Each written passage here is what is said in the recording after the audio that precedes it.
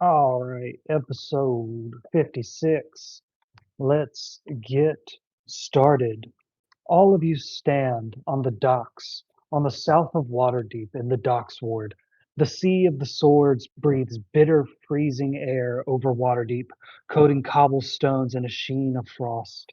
It is winter in the City of Splendors, and a somber quiet has settled over the wards. Breath hangs in the air like ghosts, and the usual bustling merchants sh- the usual shouting merchants are muffled by their heavy woolen cloaks and scarves as they huddle along towards taverns and inns that have free fireplaces they can warm themselves by. The city feels bruised, trying to knit itself back together in the freezing cold after the chaos of the prison riot. The sky above is pale, gray. It threatens snow, and looking into the distance, you can see two rising pillars of smoke near the south gate, like tears in the sky.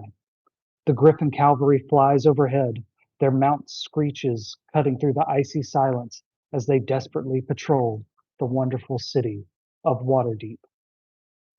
All of you agree to meet up at the yawning portal later. I would like each of you to split up and have like a little moment where your character just does something by themselves in the city. Is that okay with everyone? I mean, Yeah, yeah. yeah. Everybody roll initiative.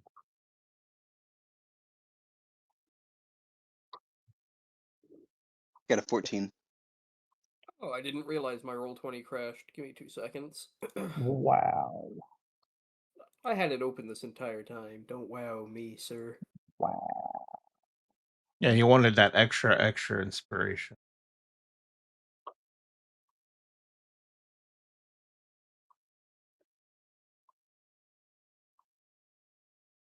So what would goon juice even be?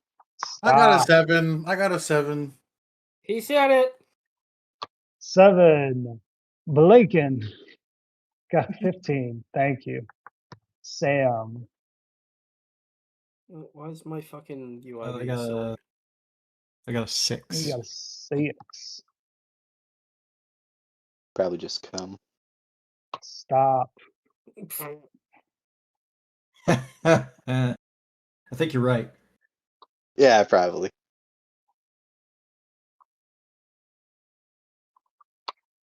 Thorgun, what did you get? 5? That's what you deserve. I agree. Oh, well, here. I have advantage. Let me re-roll. It's 15.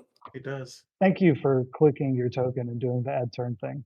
Okay, so Blinken, as you bustle off to the streets of Waterdeep, which direction do you go? You are covered in the ash of exploded Doom Raiders fans. You are cut, you are bruised, you are sore from spell attacks and being beaten by Zaraj and Istrid and Davil. What would calm Blinken down in this moment and make him feel normal? Um, I would probably go towards. I'm thinking different things now. Probably, I would kind of like, give a little mental image of Aranax and just kind of like show pictures of like a bed and stuff. So I would probably go back to you know, the main base there and just kind of unwind and bathe myself wherever I can. Hmm. The docks ward probably does not have the cleanest bathhouses, but the southern ward is just a few blocks away. Okay. You walk through the streets of Waterdeep, noticing as the houses go from warehouses and shanty homes for the docks workers and the poor people of Waterdeep over into the nice mercantile villas and upscale apartments of the tradespeople of the southern ward. As you walk through the streets of Waterdeep, Aranex sends you moving images of his time when he was free and would fly over the city. But more importantly, he always made sure every day to transform into his mortal form, a dwarf with a golden beard and golden hair, and he would walk the streets of Waterdeep and always interact with the mortals there, the people that he swore to protect. He sends you images of Waterdeep over the years, over the decades, over the centuries. The streets that you're walking now were carved long ago, but the buildings have changed over time. He sends you images of when these shanty shacks you were walking by right now were brand new and people were excited to move into them. A woman on the corner is selling rice that she has fried and coated with a chocolate paste. Do you accept it? Um, yeah, I guess so because I'm like all fucking. I'm just all stressed out, and I'll say whatever. I'll take what I can. You get over to the cross section of the Way of the Dragon and Fillet Lane. And despite the bracing cold, and despite everything that just happened, and all the stress that is inside of you, and the way that you feel like a spring that's been pressed down and down, the rest of the city seems not to care. And the Way of the Dragon is as busy as ever. And you have to wait and wait and wait for a moment to run across the street without getting hit by one of the carts or the rickshaws. Roll a dexterity check. All right. Uh, just a regular dex check, right? No saving, right? Just a regular. Yep. Okay. Uh, duh, duh, duh. 15. With a 15, you bob and weave through the carts, the merchants, and the people walking, and you manage to get across the Way of the Dragon and over towards the southern ward. You now know that you're pretty close to the Beer Golem and the Court of the Dancing Moon. And luckily, immediately to your right, there is a sign that says Bathhouse, private and public rooms. Private room is 5 gold pieces, public room is 1. Okay. Lincoln, would you like to go here?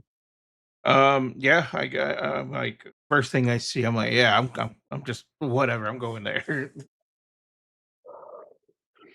You walk in and they try to upsell you. They say, "Oh, sir, we can put rose petals in the water. There's oils that would be great for your beard and skin and would relieve all that stress. And we can have a fair lady come and scrub you down with a sponge if you'd like." No, lady needed. I mean, I'll take the private room. I don't need. I don't need to be sponged. I just need to lay down and just rest. One basic private room coming right up. You hand her the 5 gold pieces Yeah. and you rush upstairs to bathhouse room number 5. You go in, you shut the door, and you turn around, and what you see is a room that has not been touched by the chaos of the city or the prison. A room that is very clean. It has a tile floor where each of the tiles is like a slightly different brown color, giving it a nice pattern. It's ordered, it's not chaotic. The bath is already drawn and steaming, and they have different bottles of soaps next to it and towels that feel nice and soft. And in this room, you just feel so dirty. What do you do? I will basically just get ready to jump in the bath or just kind of gingerly pick one of the soaps. I'll just pick it in random. I'm like quickly grabbing whatever bottle is closest and then you know pour a bit in there and then just once it's all suds up I'll just you know put my body in there and just lay there, rest, my face, neck up. Everything else is just just kind of zen. Blinken, roll a relaxation check with advantage. Make this a Okay. dexterity. Okay. Is a relaxation check a thing? No. No.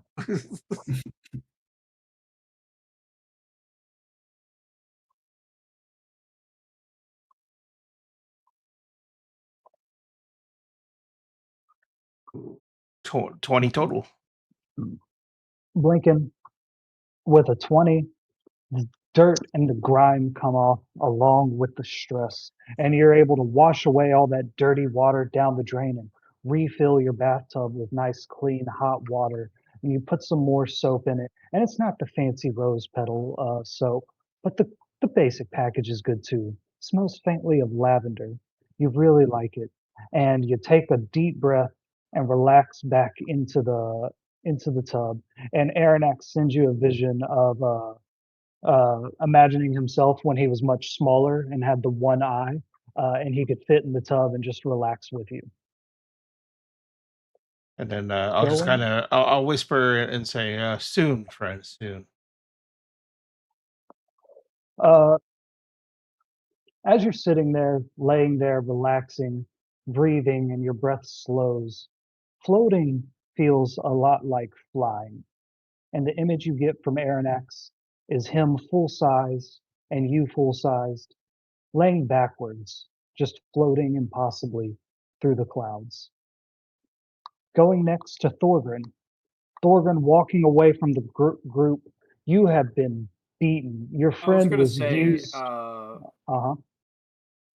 I was gonna do a little bit down in the dock district and everything, Okay. but Yeah, you can do I that. was gonna see if you'd be willing to do me last. Because I was Sure. gonna, yeah.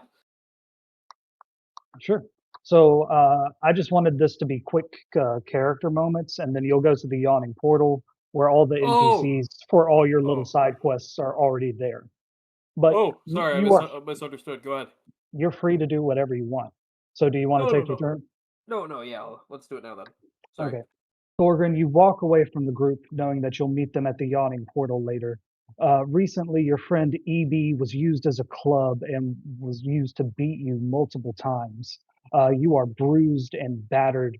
Zaraj the hunter gave as good as she got, all the way to the very end. You remember the sound of Prisoner 13's arm being ripped off. uh, what do you do in this like hour before you go and meet up at the yawning portal with everybody? Well, I'm gonna think of how. Sorry, I'm gonna go grab a leg of mutton, walk the streets a little bit. Yeah, yeah. Pick a direction, north or west. I'm just gonna head back to uh the smithies. Gonna do some pricing, custom weapons again. I have an Oh, idea. okay. You grab a mutton chop and you flag down a rickshaw that can take you all the way back to Troll Skull Alley. That'll cost you 2 gold pieces altogether. As you get in the Um, uh oh, I said I'd grab it, not pay for it. oh, okay. I'm going to walk by and try to just grab a leg of mutton and just keep walking. I'm not gonna flag anyone down Yeah. Okay, because okay. yeah. You walk by covered in soot and ash. You see a vendor selling mutton to the cold sailors in the docks ward. As you walk past, roll a dexterity check or a sleight of hand check.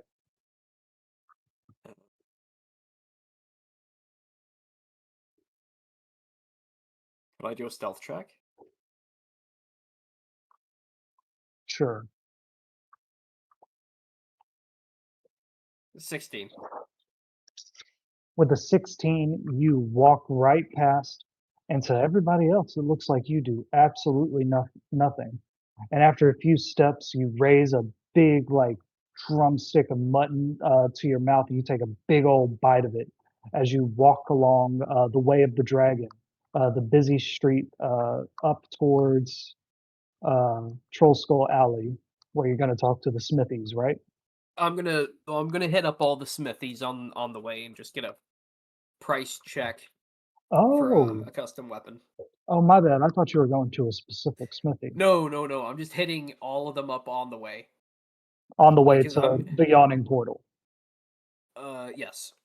Okay. All right. You walk past here, and you know that you are actually close to Zoblob's Purple Shop. And then a few stores ahead of you is a Docksward Smithy. someone who probably makes a living selling knives to tradesmen and sailors. Okay. I'm gonna go up to him. I'm still Does- eating some of that mutton. Oi, mate, you ain't gonna wear a shirt in all this cold, huh? Cold. Cold. Cold. It's cold, and you're not wearing a shirt. Or socks. What can I help you with, man? How much would it cost to get you to make a giant two-handed cleaver? Well, I'm asking for basically like a battle axe. But Battle axe size cleaver. Yeah, we can do that. Be really heavy on the end, not balanced the way a war axe would be, or a battle axe would be. You fine with yeah, that? it's designed for chopping. Like butchering. Yeah, no, I got your point, mate. I just wanted to make sure you knew what you was getting. Yeah, we can do that. Do you want me to source the materials? Do you have them already? I'm trying to decide. Sorry, not a battle axe, but like a great axe, but like with a cleaver head instead. Yeah, Like a yeah, I get what two-handed you're saying. Okay. Yeah. Okay. If I brought you materials, how much would it cost? Oh, fuck, let me. How much does great axe cost D&D 5e? A great axe costs 30 gold. That's so cheap for what I've been giving y'all. But he says, "Yeah, mate, it'll be 30 gold, and trust me, mate, it'll be good quality for that price.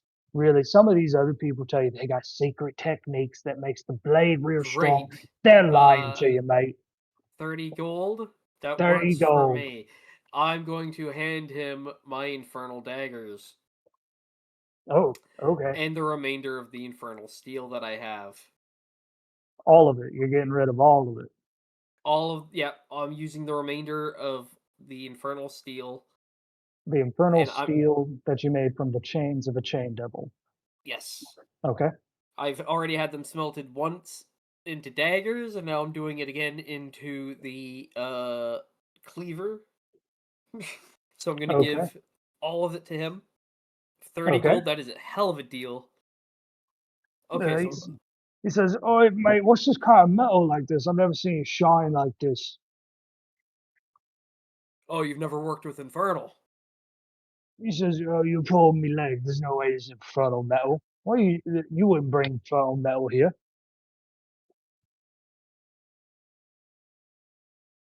Give me back. He holds on to it. I don't like this guy now. I don't know if he's like awestruck in the metal or if he's like, are you an No, idiot for handing me this metal? okay, real quick. How many pounds of infernal metal did you give him? 'Cause I I have what? remember you had a lot. I had. I think we said it was what, 30 pounds total? I don't remember where I put. Is it in the loot table now? I don't know. No. You do the inventory. I know. I've been slacking. Uh, I don't remember where I put it. I think it I was, had enough to make a ton of daggers though, because I yeah. commissioned like 5-6 daggers. So you gave him like 6 daggers and 20 pounds of infernal metal that's been smelted. And when you say give it back, he holds it tighter against his chest. And he says, "No, mate, don't worry. No. See, I can forge this for you. It won't be no problem. Trust me. Trust me. I got all the tools I need to work with infernal metal." Insight check. Yeah.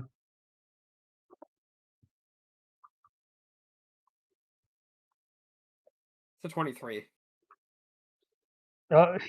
He rolled really good on his deception check, but you rolled better. You just handed this man like something more valuable than all the work he's done for like the past 10 years combined, and he's gonna take it from you. He's gonna steal it from me? Yeah,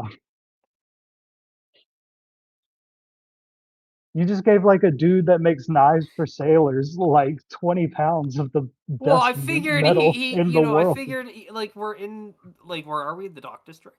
Yeah, I figured he'd make actual. He'd be some butcher's rube. knives. He'd be some clod, some nincompoop from No, the no, no, dock no, no. board. I I know you're prejudiced. figured he would be accustomed to making those kind of weapons, butcher knives or butcher cleavers, because I it is the figured dock this board. simpleton dope A wouldn't lot of know what trade his comes ass out. from a hole in the ground. So, anyways, Farmer Joe, Taking- I see you're good at making knives. I have this thing, adamantium. Could you make something out of that for me? look. There was no harm in giving local business good work. Because I was Yeah, going to tip real That's what he well. says. That's what he said. Look, I'm a small local business. This would be great for me. No, I you're I full of promise. shit, and you're going to hand that He over now. he runs. He runs out of the I stall. grab a Shit. blacksmith hammer. Oh, and just here beat we it to his go. back. Roll a dexterity check He chucks it and does like an old age check. or dexterity attack. Okay, I'm going to recklessly throw this. I guess this would be a finesse weapon. Oh, it's a. Well, is it like an actual blacksmith's hammer I grab? It's a small hammer, yeah. Because I was going to say there are throwing hammers and there are light hammers. All right, look, just for the vibes, you grab something that looks exactly like Thor's hammer that and you just make a standard your reckless dexterity attack.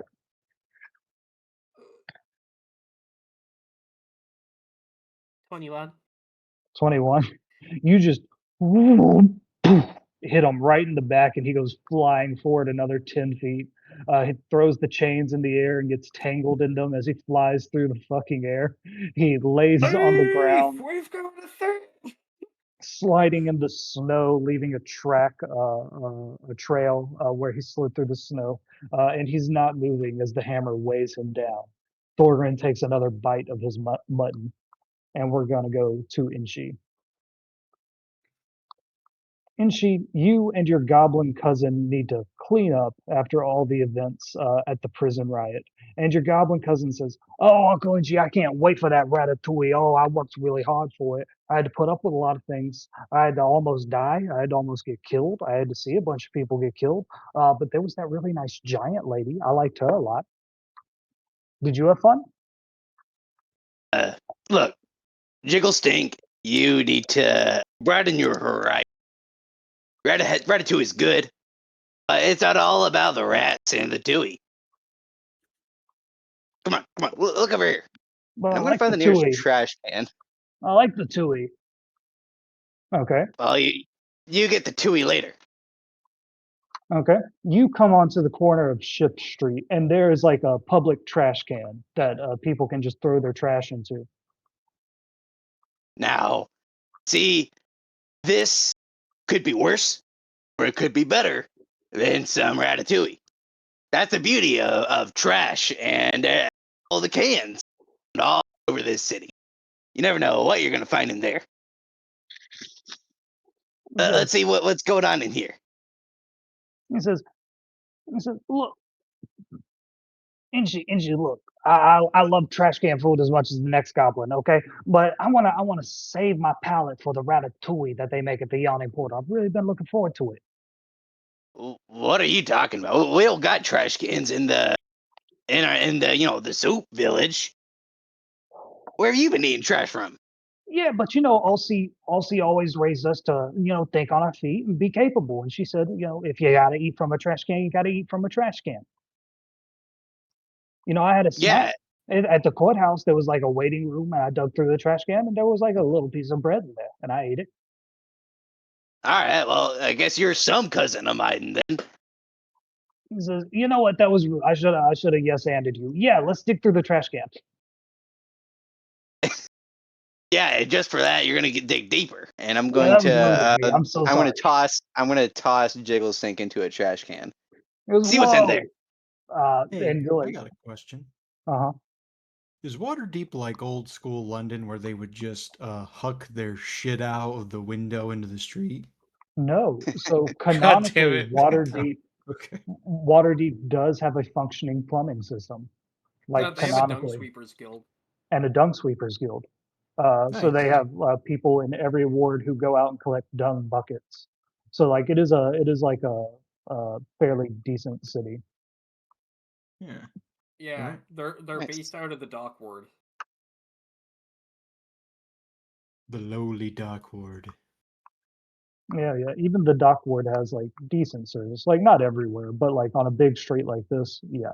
So Inshi, you like hold Jigglestink's ankles as he like digs through the trash can. He's like, it's fish bones, fish bones, fish bones. Oh, here's a full fish. Here's a full fish. A full fish? This looks like some kind of bread with like jelly in the middle of it. It looks weird to me. Oh, gimme. Hand that up. He hands up the fish and what you know as a pancake ball that someone didn't eat. It is covered in a little bit of like fish juice and chewing tobacco spit. I let go of Jigglestink's ankles, so it just like falls Whoa! fully into the trash, and I stuff that pancake ball into my face. Roll a Constitution check with advantage. With advantage.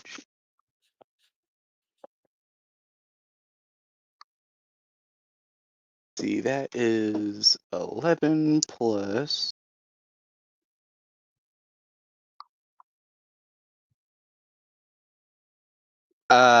Two, 13. 13. Man, it tastes so good. And like whatever that like weird brown sauce on it was, it's so delicious. Jigglestink stands up out of the trash can. He goes, I found another fish. I looked for some more of those weird brown balls, but I couldn't find none. But you see, like on his head, there's like a collection of 3 more pancake balls. And she like tugs his head down and plucks the pancake balls off his head, and he goes, "See, a whole bunch of little treasures found in all of these, what they call trash cans." He says, now why would anybody go and throw that all away? That's a whole they pay for the whole thing and they just throw away all that. Look, unlike goblins, people are stupid. So People are you gotta, stupid. yeah, you gotta look through what everyone will try to throw out and say is not usable. But that word's too big for me, so I just go ahead and I use all I can find, including this book. And she pulls out his book of card tricks. See, I found this just by a river and water on it and mud on it. There was even like a dead squirrel on it. I didn't know why it was, but I cleaned it up. I read it and I learned me some magic. Jigglestink looks at you and like wide-eyed wonder. He's like, everybody at the village says you can read. Some people, not me, some people say that it's not true though. Can you really read? Oh yeah, I can read. What's in that book? You said it showed you stuff. Show me. Yeah, okay.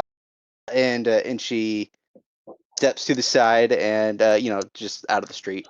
And he opens up his book, and she's going to sit down crisscross applesauce and beckons him to come look and read. Yeah, he copies you and sits down the same way and looks at the book as you hold it upside down and show him how you read. Now, you see here, shit, sorry, I tried to Google something real quick to prep for this, but my computer's an ass.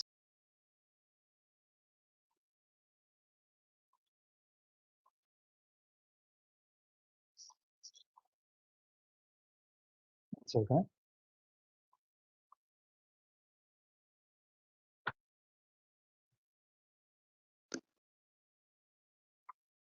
Alright. You see this one here? It's arc 3. But if you really squint at it, I think it says 3-card Mont, but with an E at the end.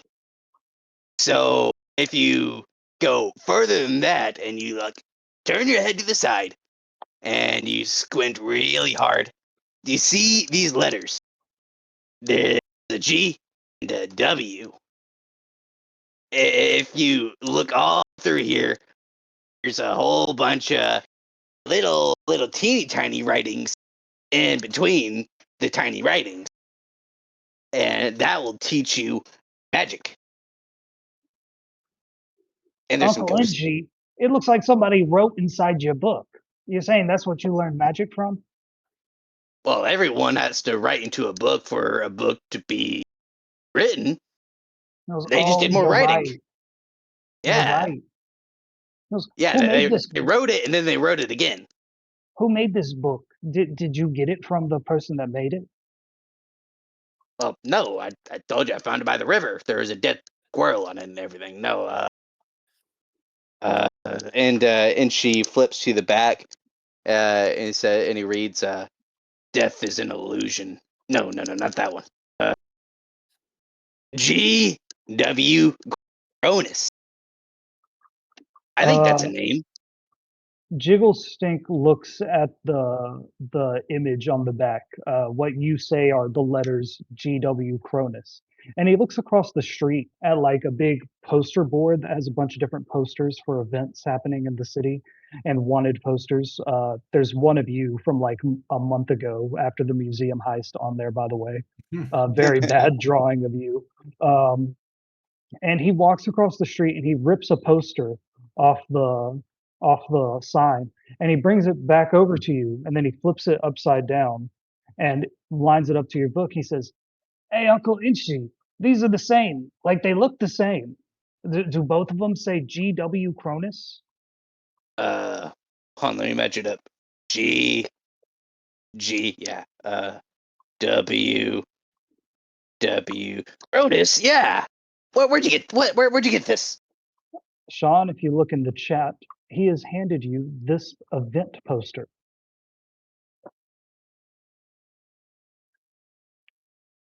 Whoa.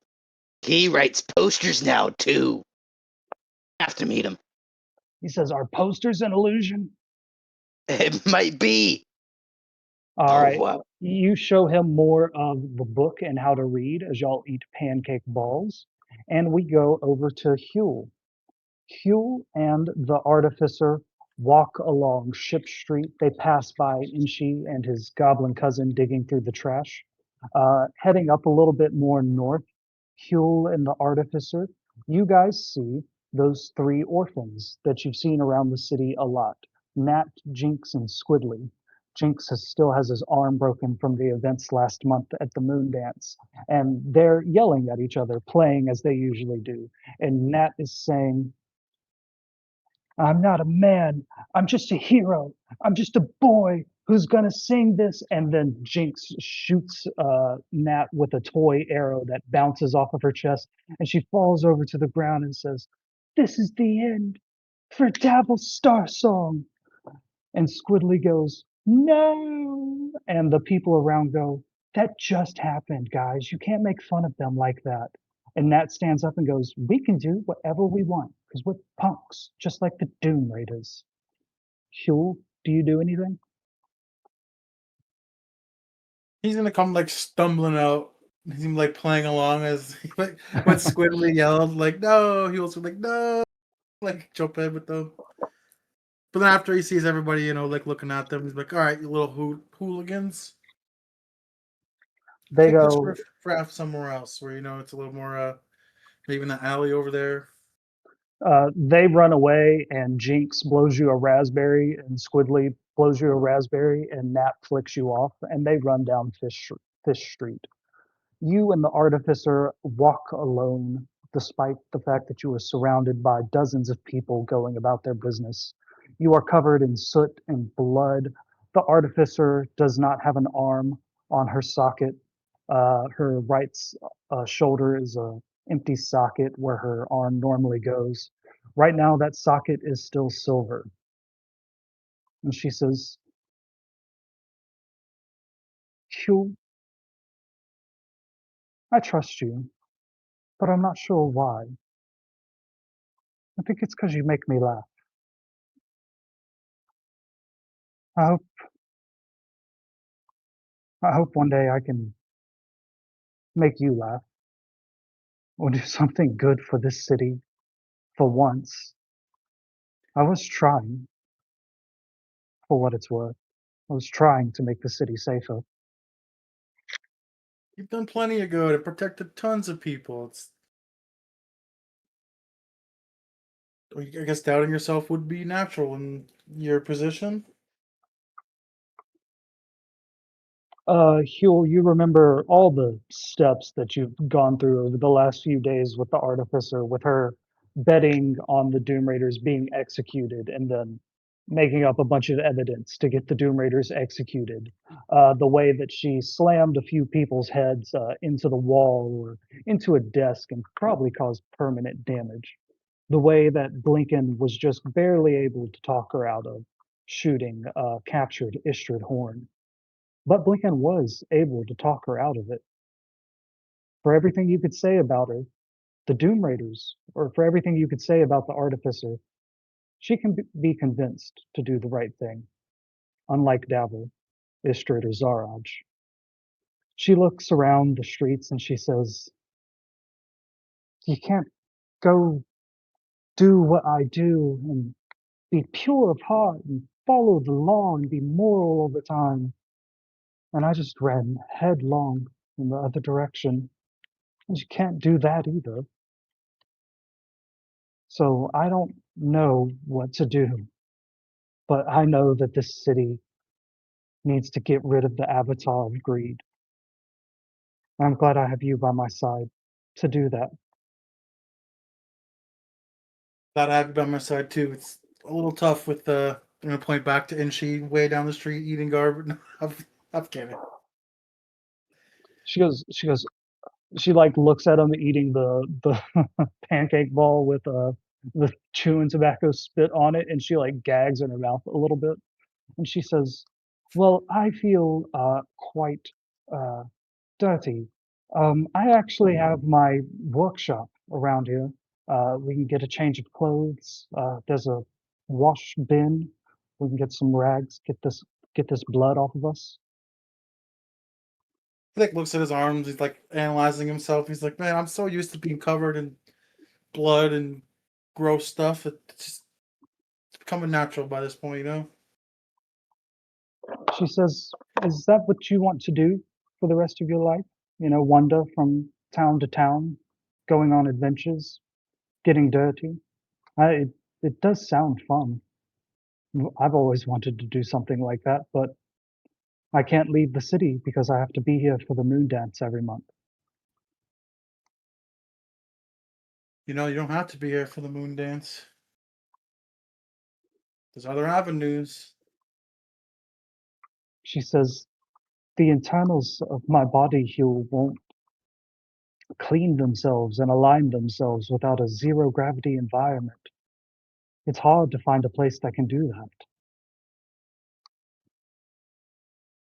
I need that every month in order to stay functional." If you get any thoughts, he's gonna do like a scissor, like a cut motion on his shoulder where the arm is. Huh? Giving it up. She says, "I have. I thought when I retired I would uh, use as little power as possible, so to say. Be a researcher, be a teacher, perhaps."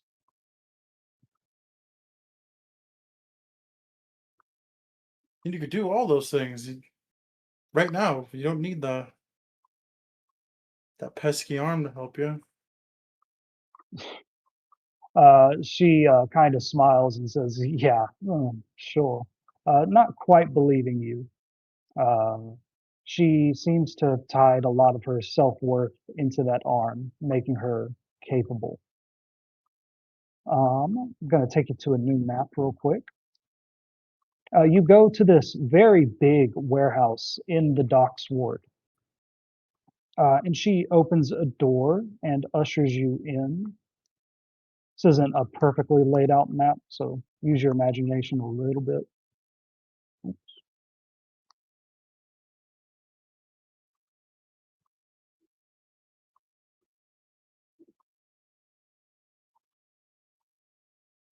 But she pushes open these doors here, and Huel, you walk in and you see a full artificer's workshop with all kinds of fancy weapons laid out on the tables. She says, you know, whenever we arrest thugs or cultists or invaders or whoever, rogue necromancers, we take their weapons and normally the city depowers them, but I like to take a look at them and see what they're made of, see if there's anything that we could use or take from them. Feel free to look around, but don't take anything, Huel. Um, she says, I'll be right back, actually. And she steps off into another room to grab something. Huel, what do you do? You see his eyes, both of his eyes, like extend 3 sizes, and you'll see like this. He's looking at this blue sword here on the table, and he's not sure if he can wield it, but he's like picturing himself like swinging around in his head, like chopping up goblins and orcs. I mean, big dog, you could pick it up and try. Yeah. He's gonna like smack his head left and right, like shake his head. The thought bubble goes away, and he's gonna like peek over his shoulder a little bit, like left and right, and yeah, he's just gonna try to pick it up, just to see if he can hold it. He's not swinging Okay. around. He's just You touch it, and when you touch it, it is unnaturally cold. It feels icy blue. The metal just absorbs all the heat. There is a faint whisper in your mind, just a syllable, and then nothing else. You notice on this big sword that there is a jagged socket where no doubt some kind of accursed gemstone once sat. There is also a few missing gems in the in the pommel, and the edge of it has been sanded down in order to be non-piercing. But as you heft it, it is really heavy. Go ahead and roll a strength check for me. okay.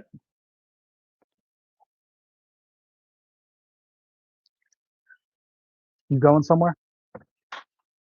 What? Okay. From Taco Bell? Okay. No, I'm good. No, I'm all good. Thank you. What'd you roll, Huel? Ooh, a 14. Okay, so with that 14, you heft that thing high over your head like He-Man, and you imagine swinging it down on a goblin's head, and you hear the footsteps of the artificer's leather boots on the wood flooring behind you, and you turn around with the sword hefted high above your head, and she goes, "Now that is impressive, Huel." He's like, like kind of like his hands are shaking because he's cold. He's like, I seen it was like freezing the table, so I picked it up and Mm-hmm. Mm-hmm. he sets it back down. She says, well, if it was freezing the table, the fire blade over there, and she points to this side of the room, would be what you put next to it. You want to try that one out? And she steps close to it. Yeah. That looks fancy. He like scurries across the room. Okay. You pick this one up, and there is no whisper in your ear, but when you touch it, ooh, it's just this side of being too hot to hold, like a hot plate that was put in the oven for a while. And the blade seems to distort the air around it as heat comes off of it. But again, the edge has been dulled, and there's a missing gem in the pommel.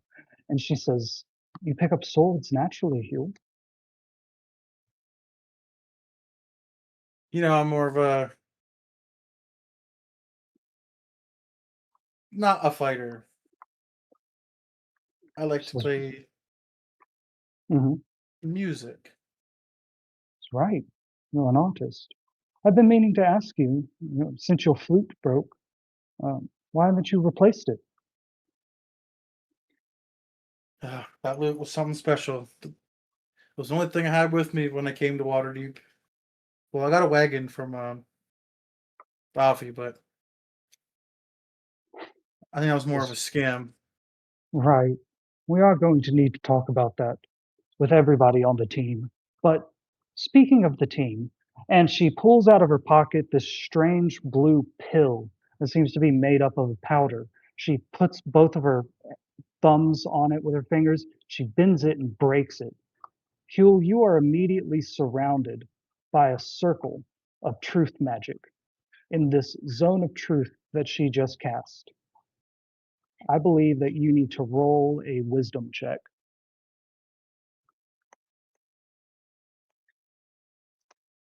Wisdom.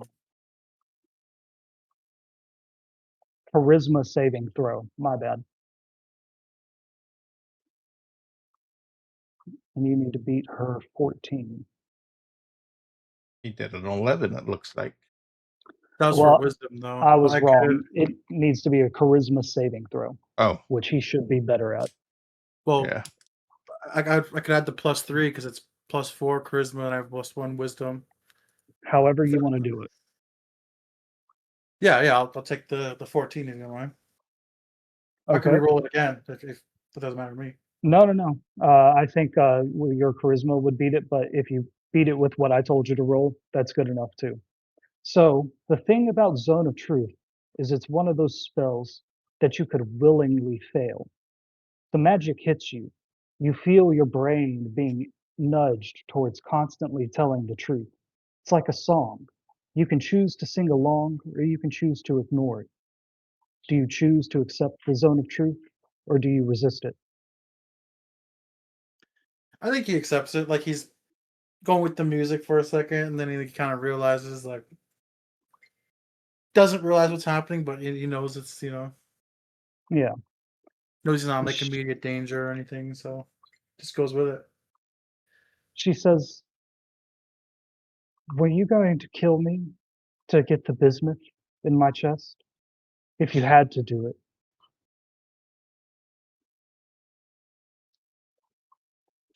Okay, the wording of that, I need to hear that again. If I was to take the bismuth out, would have I killed her? If you had to do it to get to the Vault of Dragons, would you have killed her to get the bismuth?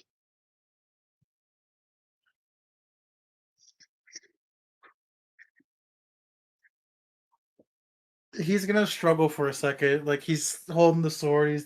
At first he was shaking from the cold, but now the warmth set in and he's still shaking. He's just gonna say yes. He's like, at first, he's like, before I knew who you were.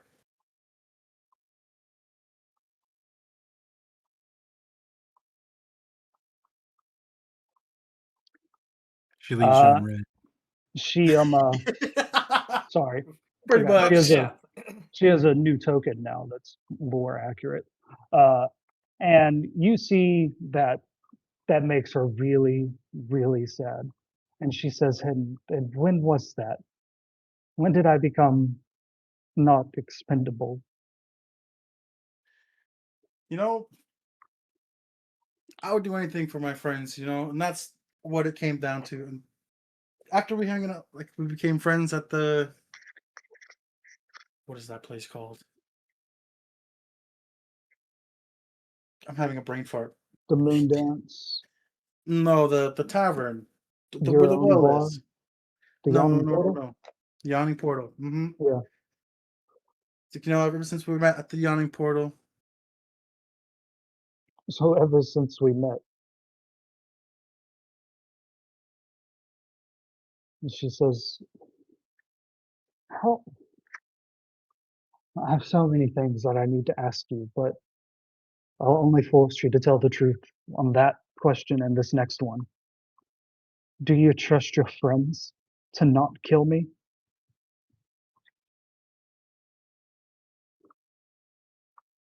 he's gonna put the fire sword down. You've just had that the whole time. Yeah, he's like swishing around in the air. He says, No, all their motives are unclear. They're my friends. I assume they wouldn't. But you She saw says, them in the cell. They were at each other's teeth, yeah. She says, I Thorgrim don't think almost killed that old man Blinken. Thorgrim is my concern, and Inshi, and I don't know anything about EB. Blinken seems good enough. You better watch him. He's got a kind heart, but no, I'm kidding. He's a kind soul. But you're right about the others. You son of a bitch. Oh, wait. You're not here. Go ahead now. Do it, Huel. Rip her chest out. She says, He's so if it came down to me or your friends, my bismuth, or you'll share the Vault of Dragons, would you choose me?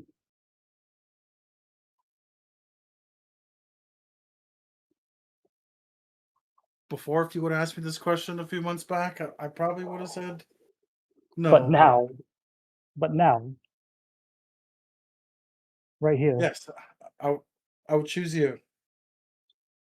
And she smiles a bit and she says, even though it's a part of the official record now that we're, and she does quotation marks, just friends. I mean, that was. Listen, there was a lot going on in that courtroom. There was a You lot saw going how on, yeah. that giant lady was yes. staring at me. Oh, yes, that's what had you concerned. Okay, I see where your attention was. Well, how about this, Huel? How about in this zone of truth, we both tell the truth. And from now on, no more lies.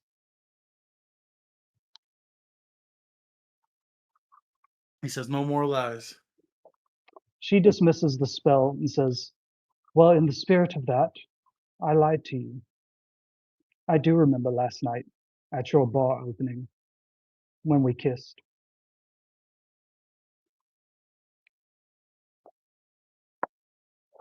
I mean, it's a little more than just friends. She grabs you and pulls you in for a kiss. Do you let her? Yeah, he does Oh, that boy. shock. You know what I mean? Yeah, he's like all shocked. He you know, at lifts up first. his right foot a little bit. Yeah, he does. She picks you up and puts you on the counter so that y'all are face to face, and then you make out. Oh god. Making now. Going back to the wonderful city of Waterdeep. EV. Wait, that's not going to continue? No. We're not going to stick God around? damn it. Yeah, you'll have some checks to roll. Evie. Hey, Uh-huh. nothing. I was going to make a bad reference. Okay.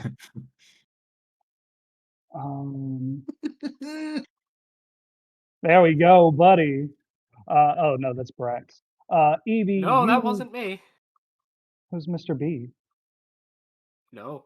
It's Oh, you. nice That's Huel. job, That's Huel. funny, dude. Okay. The performance. EB, you are in the docks ward. You're battered, beaten, bruised. You just put down some of the most legendary bards to ever walk Faerun. And from the way your friends talk, that's going to be one of the easier things you have to do to get to the Vault of Dragons. Not only that, these idiots gave away 60% of the entire Vault of Dragons. You are just racking your mind about this. It's such a big deal. But a mastermind, there's no problem too big. You just break it down into smaller and smaller chunks. You know that your friends need a purple gemstone that Xanathar has somewhere in his hideout. You know that the Sea Maidens Fair is a network of criminal smugglers that asked you to map out the Thieves Guild. You know that there's some way that you could probably pit Xanathar and the Sea Maidens Fair against each other, and while they're fighting, take everything that you need from them. EB, where do you walk to in the dock ward to relax as you think through all these implications? I'd go back to my quarters on the Velvet Barnacle, right? Yes, sir. Yep. I'll go back there and I'll sleep and then take a bath in my trusty bucket and then yeah, just take a few days off and just kind of relax, sleep a lot, rest, recover. You have an hour before you need to be at the yawning portal to discuss how you're going to kill a god. Oh yeah, that. I'll all right, then I'll just wash up and change my bandages. Put on a different pair of clothes and get all my stuff ready for like my make sure I've got my disguise kit ready in Okay. my pack. Okay. You stock up on everything and you did a short rest, so go ahead and give yourself that. Um, you get a fresh pair of clothes. You make sure that the wash bucket is good. Your home is all right. It's only been about a day since you've been here. Looks just how you left it.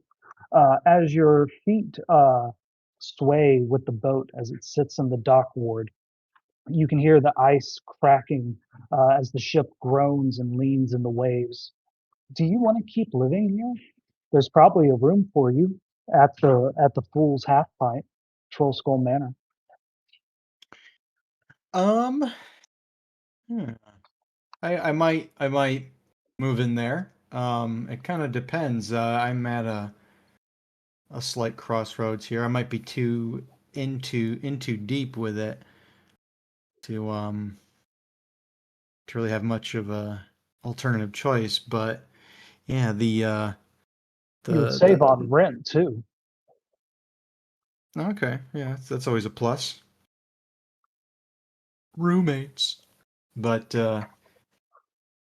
yeah, the 60% going to the devil is really chapping my ass. But I'll suck it up and I'll deal with it and I'll figure out a way to still make my fortune. There you go. It does tickle the back of your mind. If your friends are successful in killing whatever this devil is, or at least killing what he is on this plane, does that mean the entire Vault of Dragons is up for grabs? All 1 million? Hmm. Very interesting. Is there anything else that you would like to do in the hour before you meet with everybody at the Yawning Portal? Not really. I mean, EB kind of keeps to himself most of the time, but he'll Okay. socialize and fraternize appropriately in the midst of everyone else. So yeah. You slowly make your way to the Yawning Portal, taking the time to grab some street food on your way there. What do you buy? Oh, just like a meat pie. Ooh, a nice meat pie. The top of it is nice and crispy, and so is the bottom of it, but the inside very filling. They didn't skimp on the meat. Good folks that run that stand. Nice. Um, all of you arrive at the Yawning Portal.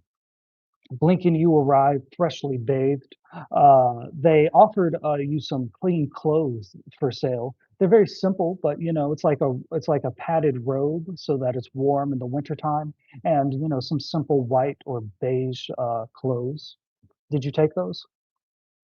Um, you know what? Yeah, Blinken needs a fresh start for this hour because that whole battle and stuff is just exhausting. So he's like, yeah, I'll take it. I would love it.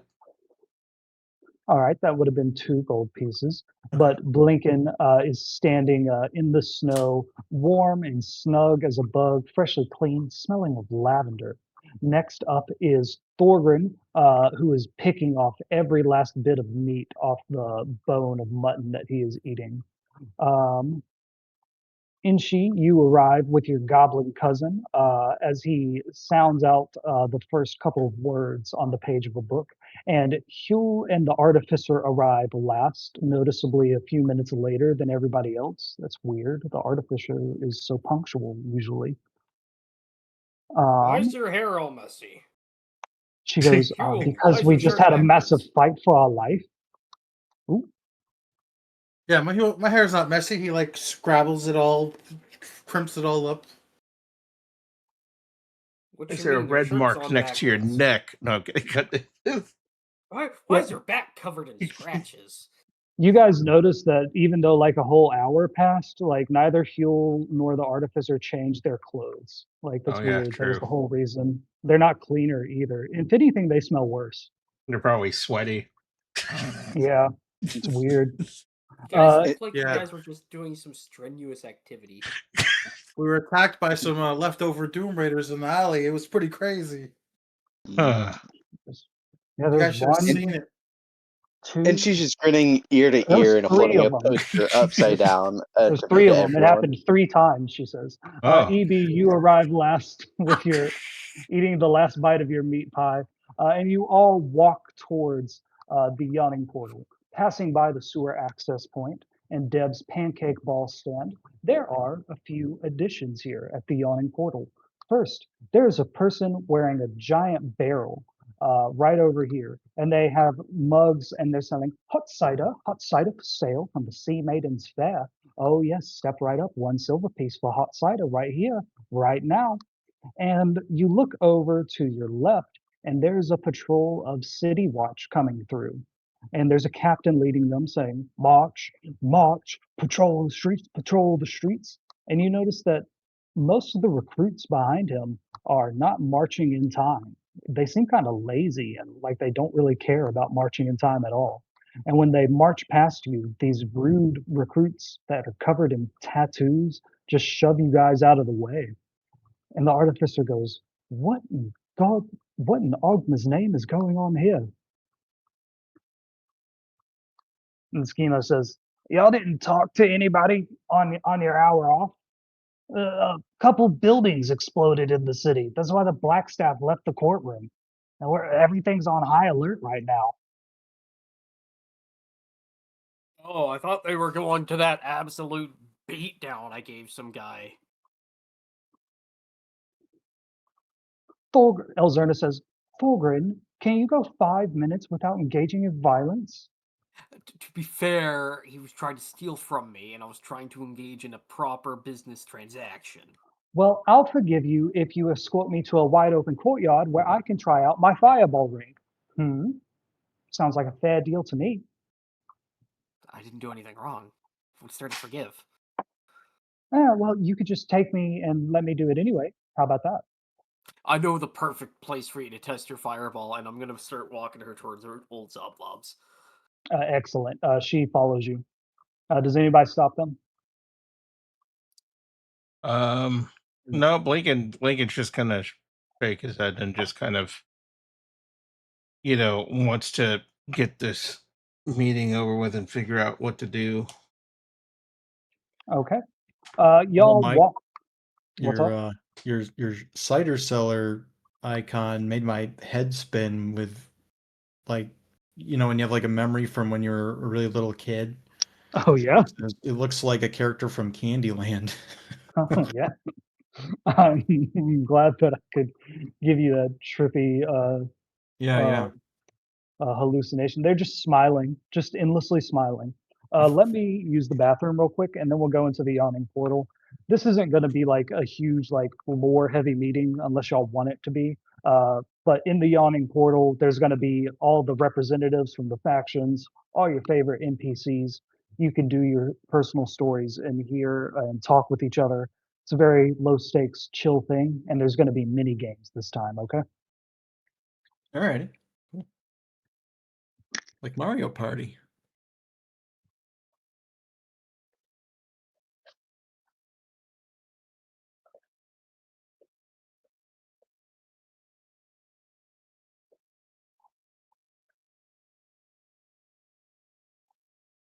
Hey, Schizo, Uh-huh. how hard would it be for you to unlock this channel? Why? I want to go for a smoke and just join back on my phone. That way, if we start early, I can still contribute without. I mean, I think I can, but You should just be able to join back on your phone. No, I Yeah. can't. I tried already.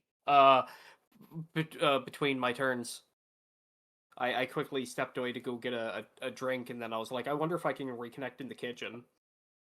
on my phone, and it's like, no, this channel's locked. I can't reconnect if I leave.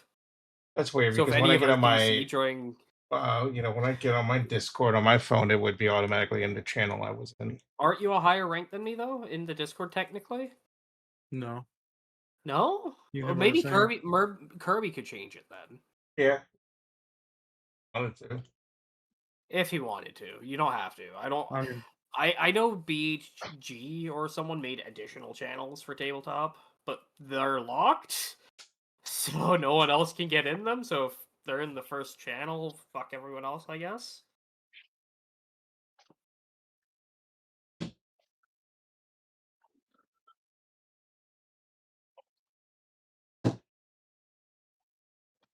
Oh no, just a thought.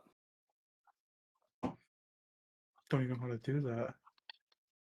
Through the edit channel, if you right click on the Yeah, right click the channel, edit channel, Okay, I'm back. and then you can edit. I mean, technically I can. I can too technically, but I can't remove the lock itself. But I can create more channels. I can do all that other stuff. Weird. Mhm. Okay. Speaking of weird, welcome back. Mhm. Thank you. Thank you very much. Thorgren, NL, is everybody back? Yeah. I mean, sorry. I'm back. I'm back. Okay. Sam's still gone. Fucking Sam. Brax, she would leave and join back now. I said it to have the same perms as Here, let me try on my everywhere phone very quickly. everywhere else. They said it wasn't synced up apparently. It works! Haha! It's Does a it? miracle! I should have Try to just sync up left the it. server. It's fine.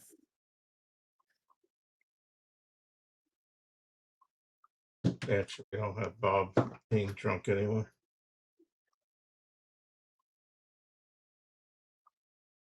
Actually, I think this will be Sam's first time in the Yawning Portal. I think maybe you stopped by here once during the Assassin's Guild fight for like a short rest.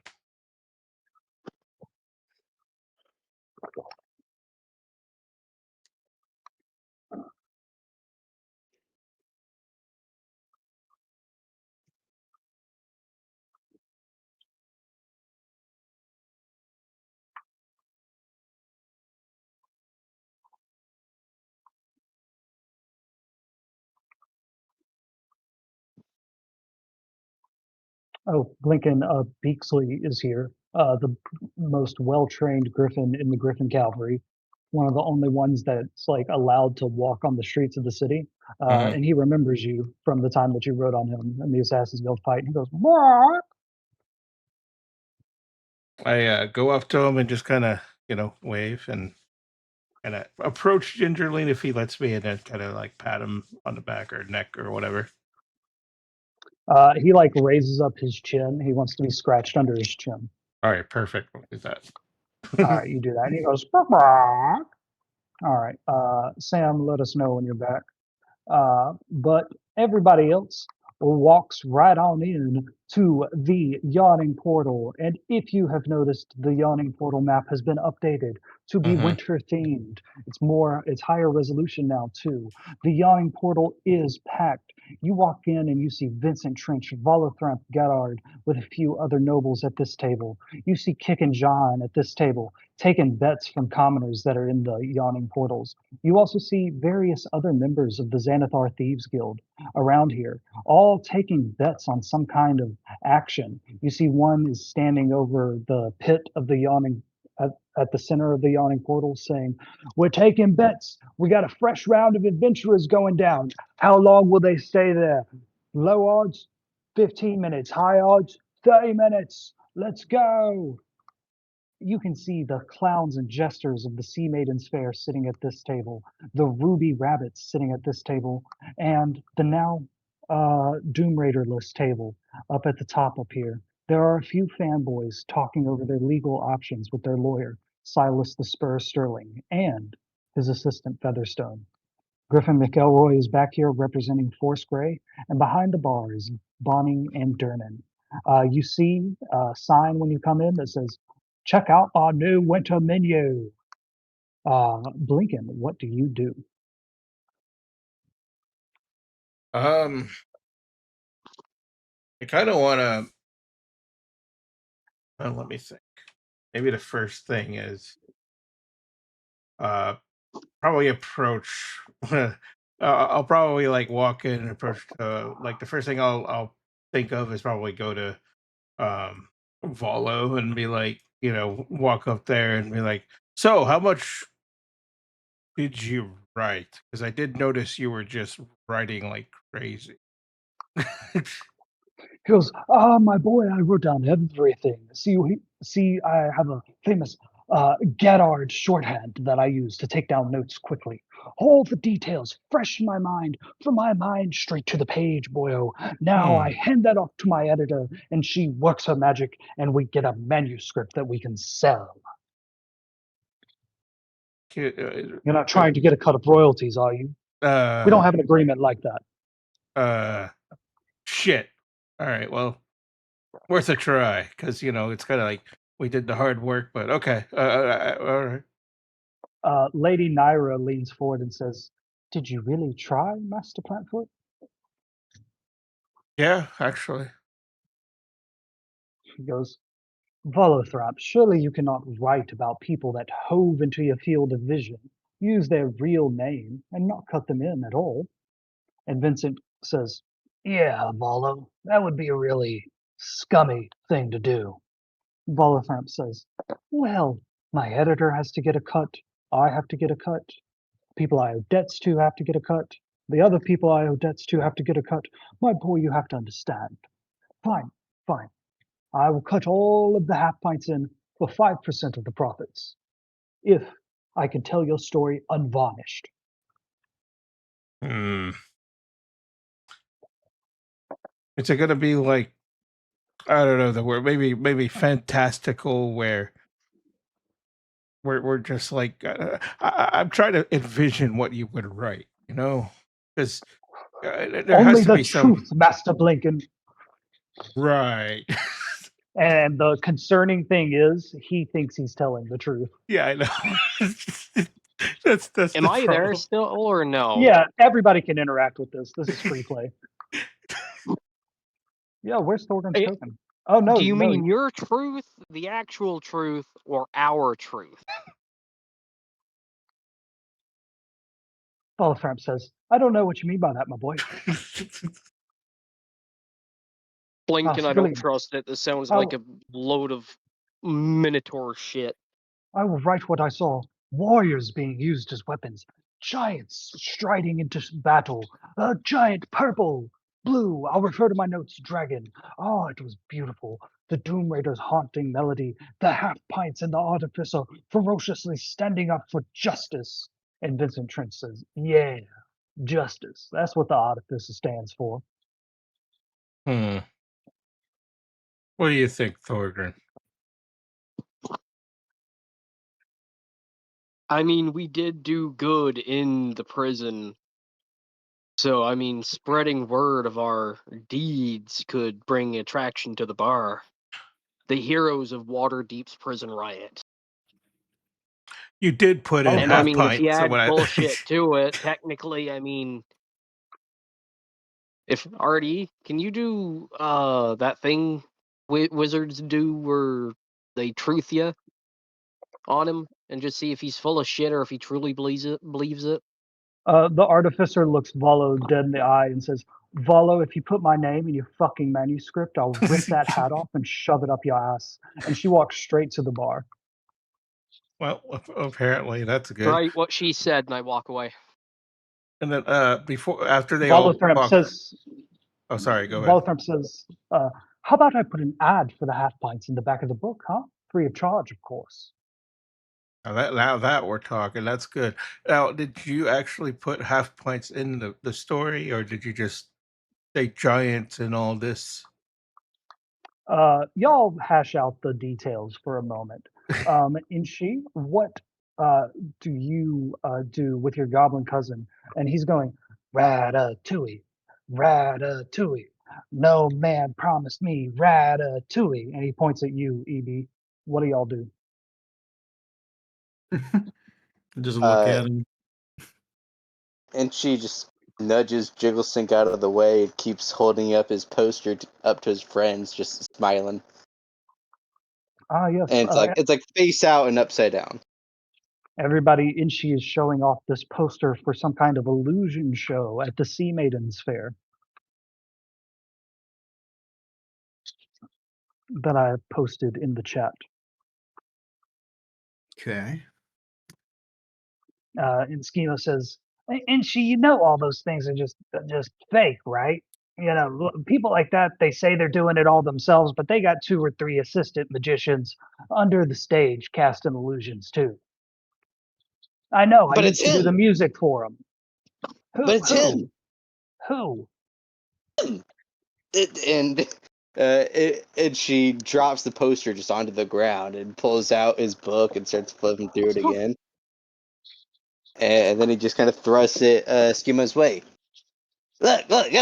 See, G. There's a W, and there's a Cronus. Schema reads from your book. Death is only an illusion. This is the guy you learned magic from? Maybe. No. I mean, I read his, his stuff about ghosts. Oh, Wait, Inky, did you say you read? There's that one now. Last time I checked, you don't know how to read. He I know knows how how to to read. read. What? It's been well established that he knows how to read. He just flips it upside down and he can read that. He thinks that that's the proper way to read. What are you trying to say, dwarf? Yeah, you treat him like he can't read, but he can read. And she just side eyes him, and He's he- read multiple things for y'all. Like full spells. Is Mike cutting out for anyone else? Oh no. and no. No. And your voice No, got just really damn. bad. I'm missing everything you're saying. Yeah, and your voice is getting bad. Oh, okay, yeah, give me 2 seconds. I'll Ooh. fix that. Yeah. Oh. Okay. And your goblin cousin rips that sign out of your hands and says, I want Ratatouille. I almost died. And she grabs the poster out of his hands and just smacks his cousin across the face. And then he turns back to his friends again. I need to go see him.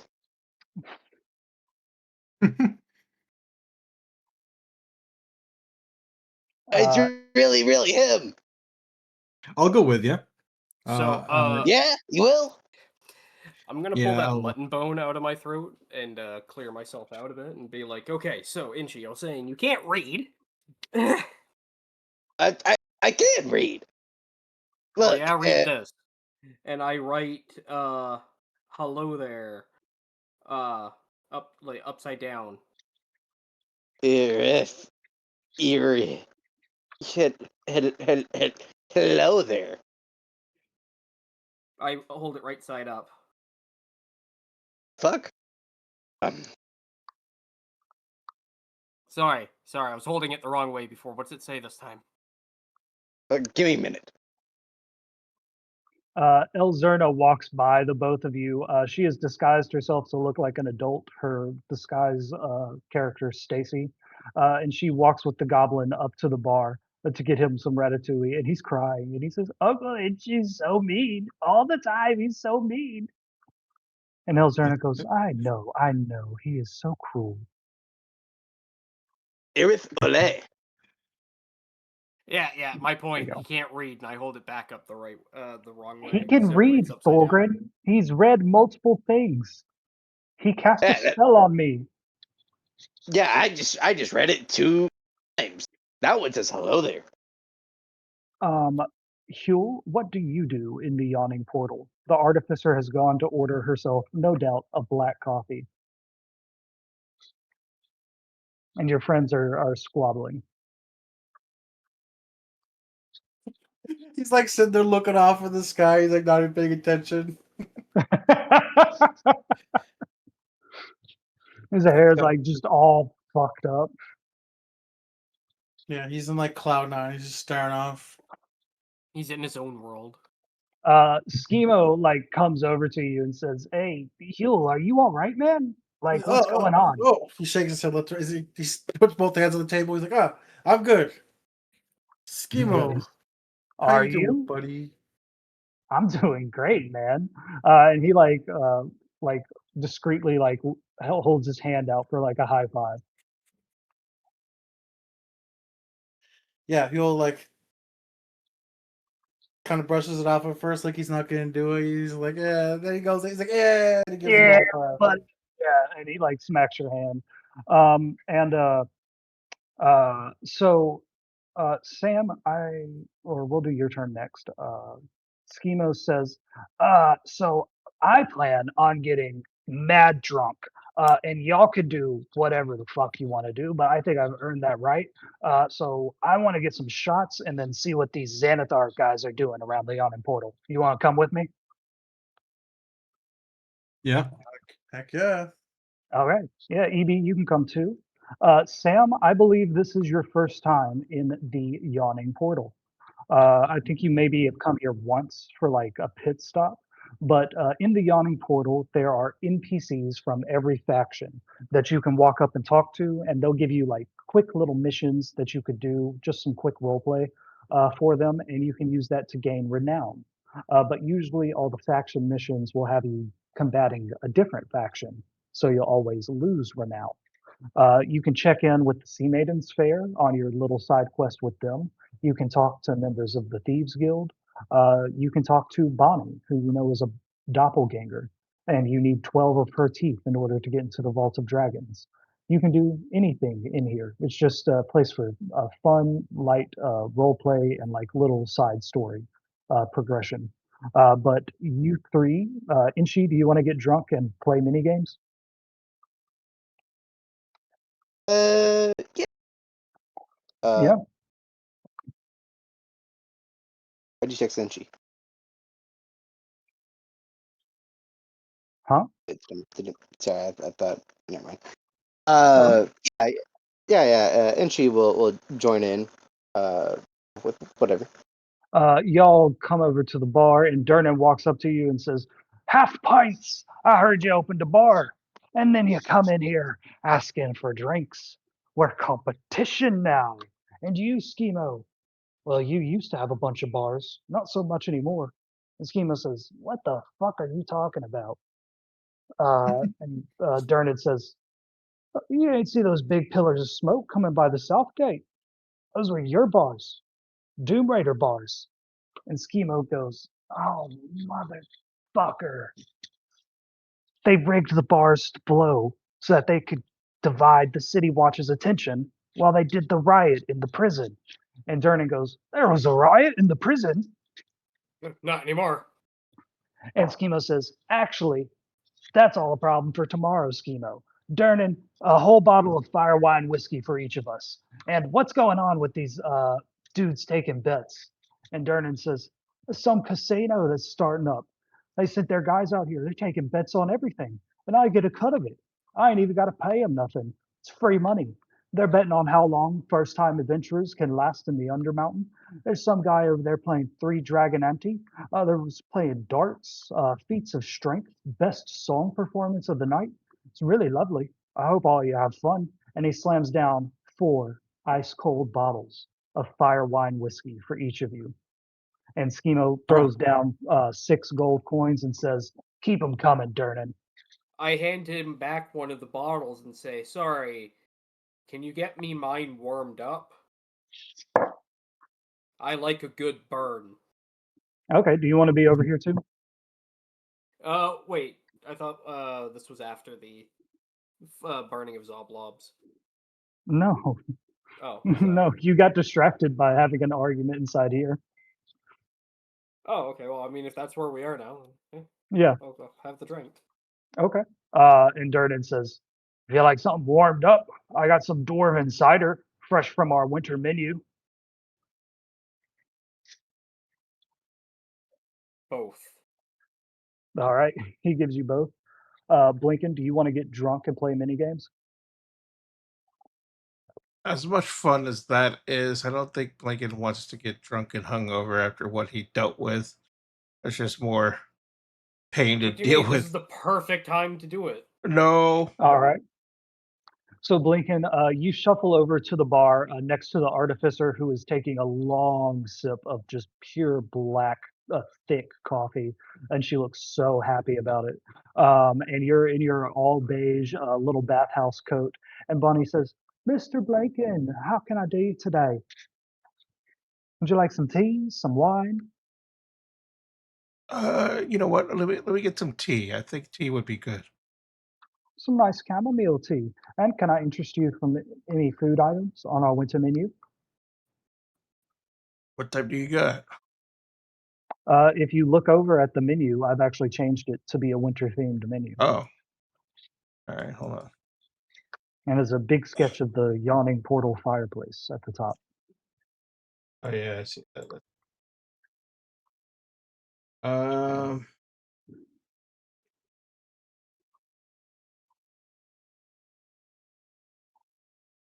Okay.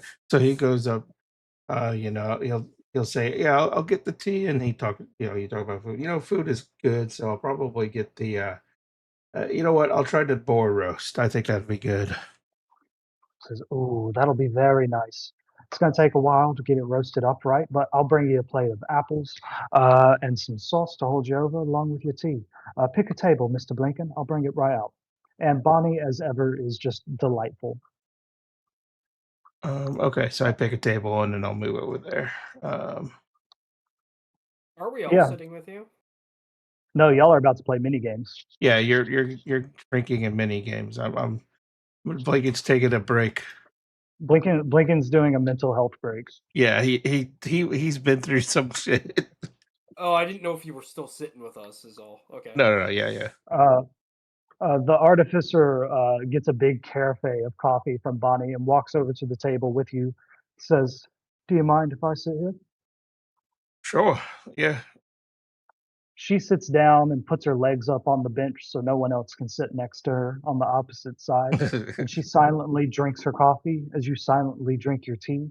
And the chaos of the yawning portal stops for no one. For a moment in here, in all this madness, it seems quite normal. Over at the bar, Schemo says, "Bottoms up!" And does everybody take a big swig of their fire wine whiskey? Yeah. I take a sip of both. Yep. Thorgren, Edward 40 hands a bottle of fire wine whiskey and a bottle of steel-eyed cider from a dwarven village in the south. And y'all head over to your first mini game. And Huel, as you're like taking a big sip of fire wine, you put the bottle down and you notice that on your shoulder is little Inshi, the little imp raven that normally follows you around, who's been absent for the past day. And he says, "Hey there, you. How you doing?" Hey, long time no see, little Inchi. He says, "I bet that you've had a crazy day. Yeah, you wouldn't believe it, buddy. You wouldn't Oh, you'll believe have to tell me all about it. But first, that guy's got the best mini game." So y'all step over here, and this guy is standing over the edge of the pit to the Undermountain. It is a very short elevator ride to the first level of the Undermountain.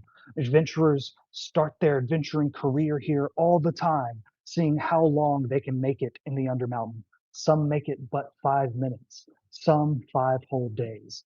This Thieves Guild goon right here, with a bald head and a tattoo of tentacled eyes all over his bald head, says, "Step right up. Step right up. We got a fresh crew of adventurers over there." And he points over at the elevator. He says, "They're not all associated with each other. So we got a Night Fire all the way from Neverwinter. He says he's going to make it all the way to the bottom. Of course, of course. We got a druid from the Outer Lands. Says she can tear anything apart. And we got a tiefling ranger. Says she'll never be in danger because danger can never get close. Take your bets who's going to last the longest. Closest wins the pot."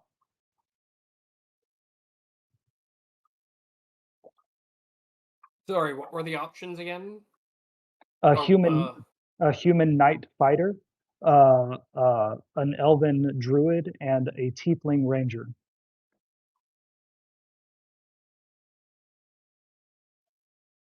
I'll do an insight check and see if I can identify which one has the most resolve. Yes, there we go. Yeah, which one's the biggest pussy? You'll have to roll for that. Sam, go ahead and do your insight. 21. Very nice. Looking at it, it seems, most people would bet on the knight, but the way that he looks around so confidently, but so quickly, it betrays an insecurity. It's the druid who's calm. It's the druid who's seen blood before and won't panic. Does anybody else want to roll a check on these fresh adventurers? Yeah. How's the ranger looking? In terms of like gear, like overall, like how well kitted are they all? Sorry, let me roll put it that way. roll a perception check. This menu's making me hungry, Mike. You can 10. order anything off Oh. of it. No, I mean in real life. Yeah, it would be fun to make some of these. Yeah, this sounds like fucking great. Yeah. Perception check. She seems to have some decent gear, but not a lot of arrows. For a big trip to the Undermountain. How many big fights can you get into with one quiver of arrows? All right. Well, I already know who I'm betting for. Last call on checks. And Okay. she's too busy looking at this poster. Okay. Everybody place your bets. We're going from left to right. Thorgrim, who you betting on? I think the one who's going to stay in there longest is the druid. Schemo, how much do you want to bet?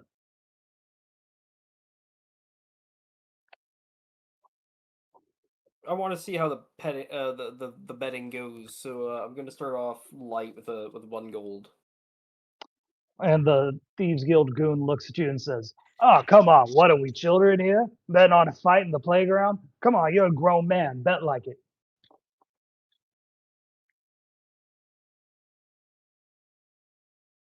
Up it and I'll match it. Up it, up it. And he like turns around to everybody in the bar and he says, "How about this, everybody? How about we do a special round? Double and nothing. Minimum 10 gold. Huh?" Damn, I And, thought this was going to get serious for a second. He and was gonna spit out his fire wine, like, "Hey, gold, are you crazy?" Oh, fuck. the crowd goes wild. Some of the fanboys and fangirls behind you cheer.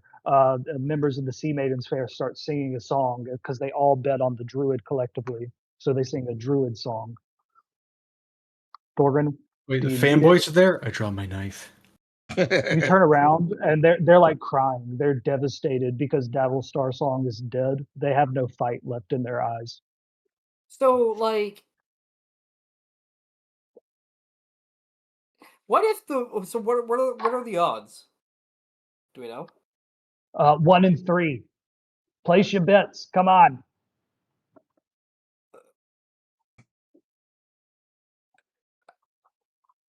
Yeah, druid. All right, 10 on the druid. Schemo takes a big swig of his fire wine whiskey and says, "You know what? 15 on the human. He's got the nice armor." And he just casually and carelessly throws 15 gold pieces in. EB, what are you betting? I'll bet 20 on the druid.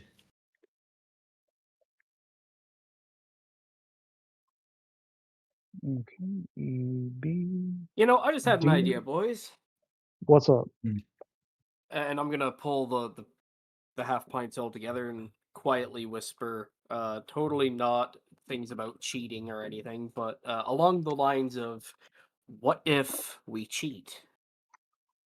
Okay. How? Well, we all make a large group bet against everyone else, so everyone seems to be betting for the druid. Let's bet the fighter. He looks like an absolute coward. Look at him. He's shaking in that armor, right? So we bet on the fighter, and then we go down there, or we send one of us down there and scare the fuck out of the other two. But you're probably gonna have to fight the druid. I'd rather pit someone else against him. Maybe we could I mean, we could convince also someone just who- side with the ranger. It's just either way, we're gonna have to fight the druid because druid's getting all the bets, so we have to bet against her. Okay. Or we could just I- tell her to take a dive and Ooh. offer her some gold. That's less than what we'll make if But We what's win the to bet. stop her from squealing? I don't know, nothing. I know Yeah, a and then we- spell called. Huh? What? Go ahead. What? I don't think we have Uh, enough time to kind of finagle all this right now. Yeah. The goon says, Sorry, go no. at once, go and twice. EB, what do you bet? Oh, you already bet. Huel, what do you bet? I like the idea. We can square that up for another scheme. These guys Yeah, will yeah. be here permanently now at the Yawning Portal, so you could always come back and run a scam. Yeah. Oh yeah. I'm gonna bet Yeah. 10 on the fighter. Human, 10. And the little bird on your shoulder goes, yeah, good call, good call. He's got fight in his eyes. Inchi, who do you bet on? no, go away. Are you betting? No. No? Okay, so you're just drinking. He's too distracted by the crow. He's fanboying over this poster. Okay. The goon takes the pot, so it is 10, 25, 45, 55 total. And he says, all right, players, step onto the elevator. And these three fresh young adventurers step onto the central platform. They pull a lever on this platform and they begin to descend 140 feet into the Undermountain. And Schemo says, if you can drink till they hit the bottom, you'll be remembered as a god. And he just starts drinking out of the bottle as they're descending, and he just drinks and drinks and drinks the whole time. Does anybody do it with him? I guess I'm No. gonna have to double fist it. I'm gonna drink slowly. Y'all drink normally. Schemo and Thorgrin drink greedily. Thorgrin, roll a Constitution check. I was gonna ask, do you know the rules for drowning? No, just roll a Constitution check. Beat a 10. Okay, can I have advantage because I'm a dwarf and I have poison resistance and alcohol is No. poison? No, it's not a drunk check. Oh, okay. It's a skill check. I mean, it is Thorgrin, but still 24. I mean, yeah. So you and Schemo both manage to take your final sip out of the bottle right as the elevator stops. And the goon says, time starts now. And he hits a stopwatch. Thorgrin and Schemo go back to the bar to get new drinks. Everybody else sips and has fun for a moment. Blinken, over at your table, you take a nice sip of your tea. Someone is playing a lovely tune on the piano across, and everybody is in a good and cheerful mood. The artificer takes a sip of her black coffee. Do you do anything? For the most part, yeah, I'll probably speak randomly to the artificer and be like, well, today was pretty intense. We hopefully we could figure something out to deal with what we need to deal with, because he doesn't want to say it too loud about it. Yes, she says, we need a safe place. I think I can make my workshop that. I can smuggle some magical items that we can put around to make sure that no one is listening when we need to talk privately. She says, I have a weapons workshop too, if you want to modify that bow any further. Oh, mayhaps I'll do something with it. Yeah, I was thinking about obtaining some type of workshop, so that could work. Yeah. Okay. You two chit chat about things that could happen in the workshop, and about 15 minutes passes, and all of you are standing around up here, drinking your second round of drinks, and the elevator that's been down in the Undermountain just kicks on and begins coming back up, back up. And the goon says, "We got people coming back up. We got people coming back up. Everybody pay attention. Everybody remember your bets." And it takes a full minute for the elevator to come back up. And coming up out of the elevator are the two losers. We need the person that won.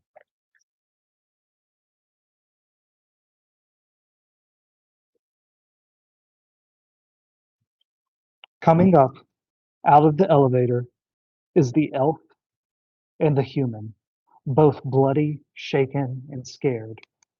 And Oh, they say, damn it. there were bugbears down there. They were vicious. They were vicious. She was so brave. How is she still down there? Her arrows, they flew true. Speaking about I just exited my roll 20. Give me a second. So whoever bet on the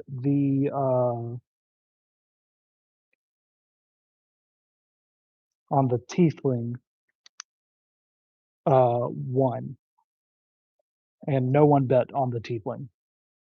So all of you lost all your money, and the goon says, "Oh, the house wins, but hey, that's how it goes. Better luck next time, fellas. Try some of the other games. Come back here when you see someone that really catches your eye, that you think can survive the Undermountain."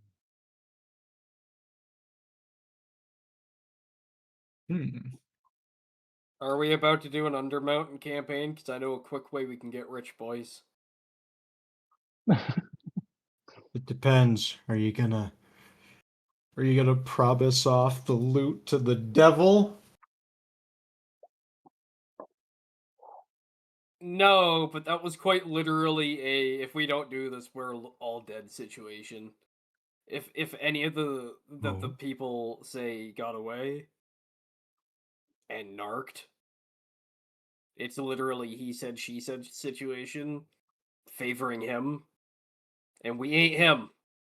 Yeah, the Castellanters were scary, or Schema says, the Castellanters were scary powerful in this city, man. If they knew that we were coming for them, they would have had the whole city watched and an army from the Lord's Alliance looking for us. We had a Like, chance to take them out, so we took it. yeah, no, like if I could go back and undo it and see how it went, maybe. That's just curiosity killing the cat, though.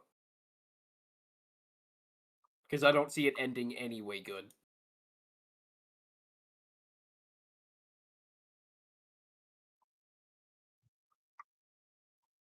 Would y'all like to go to the next mini game? Sure. As y'all pass by the table with Silas Sterling, he waves at all of you politely. Featherstone gives all of you the death glare. Griffin McElroy runs up to you guys and says, "Oh my gods, you're here. Where's Lieutenant Artificer? Is she safe?" Why is that bird giving us the death glare? The bird is outside. Oh, you mean Featherstone. That one too. Why are they all giving us bad looks? Did we do something? I don't recognize them. Schema said, "I think we shapeshifted her into a rat." She survived? Oh, yeah. Yep, and she's staring right at y'all with a fucking death glare. But Griffin McElroy says, "Lieutenant Artificer, where is she?" Oh, I think her and Blinken are having a fun time in the back there. He goes, "What?" Don't And then he go sees her. knocking if the doorknobs are rocking. He says, "That is the second in command of the City Watch. Well, technically, the first in command. She doesn't know it yet, though. And he runs off towards the artificer. Yes, go save your commander. As all of you continue walking to the next betting station, which is who can do the best karaoke, y'all pass by this table of ruby rabbits. And Thorgrin, you specifically hear something. Your criminal instincts pick up on this strong man, this obvious clown who works for the Sea Maidens Fair, complaining about his boss. He says to Thromstroker calls, "You know, he doesn't give us none of the money that we generate. We get gold and silver coins all day for him over at the clown fair, and he just takes all of it for himself. We barely have anything left to come and spend in the city. I don't even have enough for a winter ale here. It's wrong." And Throm Stoker Cause, this massive turtle man, looks at him and says, "Yes, that's why you need to band together with your fellow clowns and create a union. See, if you don't perform, then there is no money for him to take. You have all the power here. He merely provides the stage." Thorgrin, you know that one sure way to take over a criminal network is to find the people that got problems with the way things currently are and exploit those problems until you're the guy in charge.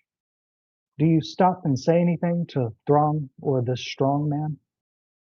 You said who was the strong man? Like, what race is he? He's a human. He's a human? Yeah, and he's really big and he's jacked and he has a face full of clown makeup and he has a hat on. And he says, "Man, what I wouldn't give to put my hands around his neck and just strangle him. I've I'm been in gonna- this fair for 5 years." I'm gonna walk by and just quietly mumble, I mean, if I was as big as you, I'd just strangle him. And he goes, "Yeah, that guy's got the right idea." All right. Do it, coward! At the next betting station, there's a goon saying, "Step right up, folks. Step right up, folks. We're going to have another round here soon. But right now, we're in a duet face-off. Who can do the best? Josta, the master of arts at El Torchel Academy, or one of the most prestigious chefs in all of Waterdeep?" And you look at these two people playing on the piano here, and they are no doubt or about it singing a duet, but they are doing it competitively, each trying to show off their vocal range and their abilities. And people have placed bets on who's going to be the best. They wrap up their song with juror number 7 singing a very high note, letting out all that stress and anxiety. And the crowd claps for juror number 7, and he wins the pot over Joester. They step aside to a table over here, and the goon says to all of you, "Boys, boys, boys, 5 boys out here drinking. You know what you need to be doing? You need to be singing. Huh? Come on, step right up, step right up. Who's got the best chords here?"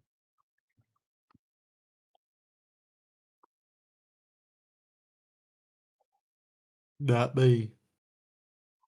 "Oh, come on. It's all about the performance. Come on, just let yourself step up here. Let yourself be free for a moment. It's fun. Trust me." If nobody else is gonna step up, Huel's gonna. Oh my papa. Oh my papa. Huel enters the singing competition. Does anybody else enter? No. Well, sorry, not me. I'm not gonna. Can't speak for everyone else. I mean, why not? Hell yeah. Stop it. I'm in a good mood. Can I sing? I'll sing. He says, "Yes, step right up, step right up."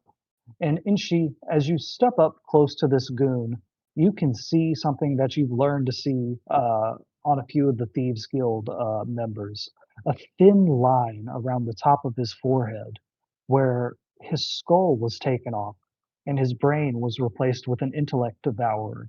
This is one of Nilhor's puppets. I wave at him, say, "Hey, Mr. N." He says, "Do not call me that, Inchi." He projects that into your mind. Simply sing. Place your bets. Try to get your friends to put down as much as possible. Did I audibly say, but I didn't say Nilhor. And All right. Huel, what do you put down on yourself being the best singer of this group?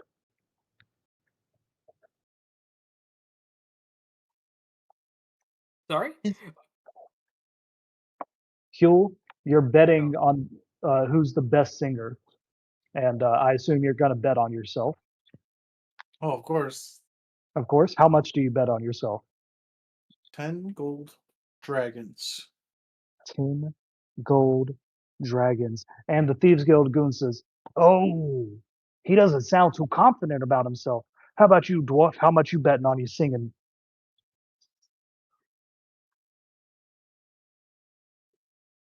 Uh, 1 gold. Hey, listen, pal, is Okay. it double or nothing or what? Are we up in the ante here? He says, "If you want to double up, do it, or else you got nothing." Huh? You think you're worth 20 gold pieces? How about you bet 20 gold pieces? He's gonna like stick both of his hands in his pocket and like, yeah, I don't know, and he's gonna like pull them back out and he's gonna have like a coin in each one of his like where he has fingers. I got 20 coins and slaps him down. Slaps him down. All right. Thorgrim, the minimum bet is now 20. Do you enter the singing competition? No. No. He just bet one. And the guy says, "Well, all right, you could participate since you put a coin down. How about you, Goblin Boy? How much you putting down?" I don't want to now. put two coins down on Huey. And the goon says, "Okay, people normally bet on themselves, but hey, there's no rules here." And Inchi No, projected into 3. your mind is Nilhor's voice, and he says, "Inchi, get your friends to bet even more." Oh, hey guys, you should bet more. You bet more. Yeah, I'll Huh? bet more if you bet more. I have no reason to bet. I'm not competing. But you have reason to bet more because I'll bet. No. Here, yeah. I mean, look here. I'm putting down 50 gold on Huey. Oh my god. Huel, Inchi puts 50 gold down on you. Do you increase your bet? Well, you see him start to choke on the fire wine a little bit. He's like, 50? Oh, is that not enough? Sorry, 100 gold. No, Oh my god. We got 100 gold on the halfling. I'm glad you're confident. All the clowns are now paying attention. They're going to bet on the halfling too. And the dude says, "It's not a bet if everyone bets on the same thing. Come on, guys. Someone bet on the dwarf or the goblin." And he points over there to you, EB, and he says, "How about you, sir? Who you betting on? Who's the best singer?" I put a I'm gold on me, not gonna- remember. Don't forget not going to that. bet on singing. Okay. Thorin, Huel, and Inchi, roll a performance check. I'll bet the 100 too, really quick. Okay. Like, this is my life savings. Putting it You down. should have a bunch of loot. Oh no, we didn't get to gold last week. Chip. Oh, Huel with the 21 clutches it. So that was 201 in the pot. Huel and Inchi bet the same thing. So they each get back 100 gold coins, and then the house takes Thorgrim's gold coin for themselves and calls it a betting fee. Huel, with your 21 performance, you put on a fucking show there at that piano. You are like swinging left and right, like your hips are swinging with the music. You turn around and like rub your ass on the keys and it plays the perfect notes sometimes. The clowns are going crazy for you. Bram Stoker Cause is like clapping for you. And EB, You notice that Schema watches this singing performance and he like moves like he wants to go up on stage and sing, but then he stops himself and he takes a big swig of Firewine whiskey. Hugh, you are given a little pin that says you are the Yawning Portal Idol, and you can wear that on your chest proudly. Boy, he smacks around. He puts both of his hands on his hips. Okay. The guy steps forward and he says, all right, guys, how about something for men?" And he steps forward in the center of everybody here and he pulls out a deck of cards and he like swishes it back and forth in his hands. And he says, all right, guys, we're going to do high card draw. Everybody gets 2 cards. You add up the value of those cards. Whoever's highest wins the pot. Who's in? Who's out? Joester and juror number 7 say, I'm in. Inchi, are you in? High card draw. In. What'd you say? Right here. I'm in. Look, guy, right here. I'm in. All right. Huel, are you in? It's just like blackjack, right? You said draw 2 cards. Mm-hmm. Highest number wins. Yeah. The betting is not too crazy. What are the bets looking like? He says, minimum bets, 2 gold coins. Goes up from there. We can do it in rounds or we can just do 1 pot. Let's do 1 pot, huh? Everybody puts in what you think is good. We'll close out the bets, do the high card draw, huh? That sounds good to me. Sounds good. I'll bet 2 for now. Are there Alright. any games that can be cheated easily? He says, well, we're going to start doing full 3 Dragon Ante tournaments here. You know, when the casino opens in a few weeks, there's going to be a big 3 Dragon Ante tournament. You can win a spot in that tournament if you win the league here.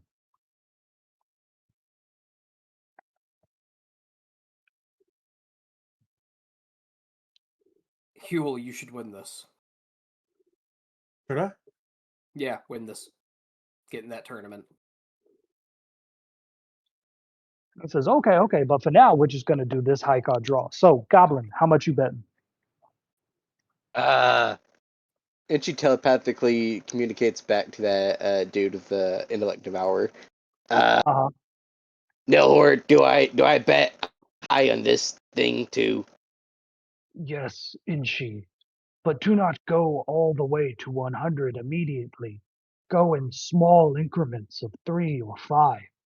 Get them to increase their bets slowly. Pull them in like a fish on a line. 99 is a factor of 3.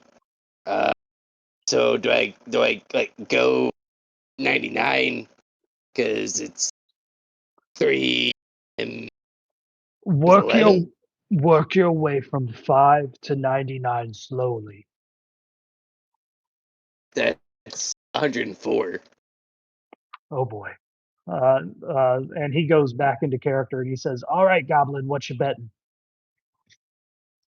Uh, I don't know, 6.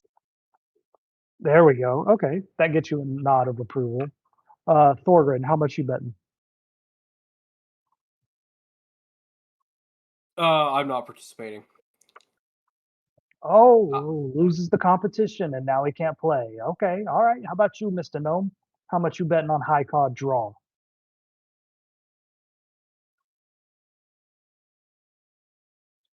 He says that to you, EB. No, I'm not betting this round. Oh, you don't want to play high card draw? Come on, man. Nice and simple. The pot's low right now. Who's saying this to me again? This Thieves Guild betting guy. Uh,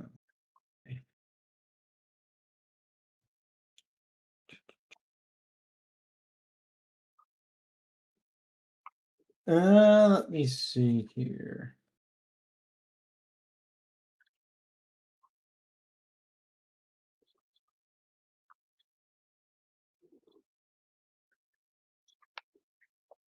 Just looking over any of my abilities. I have a crowbar. I'm gonna use this crowbar on his face. Yeah. Dun, dun. Do Wait, it. how much is the bet that he said that he's trying to get me to? Minimum of 2 gold coins. So the Thieves Guild is running all this, and then they're paying off Durgan to run it, or basically just to not, like, just to collect money, just so they could run it in his establishment, right? Yes. Okay. Yeah, sure. I'll. You know what? Yeah, I wanna play up like I'm just sort of some hapless rube off the bus going to the casino. Sure, Okay. Okay. I'll play. Goes, huh? You look like a guy that has some luck in him. How much you putting down, huh? How I'll about, put you down. get? Uh-huh. I'll put down a $5, 5 gold. 5 gold for Mr. EB. Schemo takes a swig of fire wine and slams I down. pull my blade out and put it in his throat. I say, I never told you my goddamn name. How did you know that? He says, the Who do you no. work for? I Damn put him, it. get him! I put the blade to his neck and shove him on the lip of the edge of the portal, and I'm threatening to push him in. You know, and sorry, this is the fantasy that's going on in EB's mind.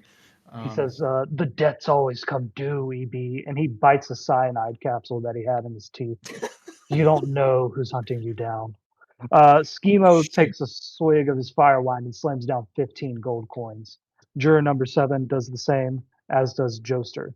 Does anybody want to increase their bet?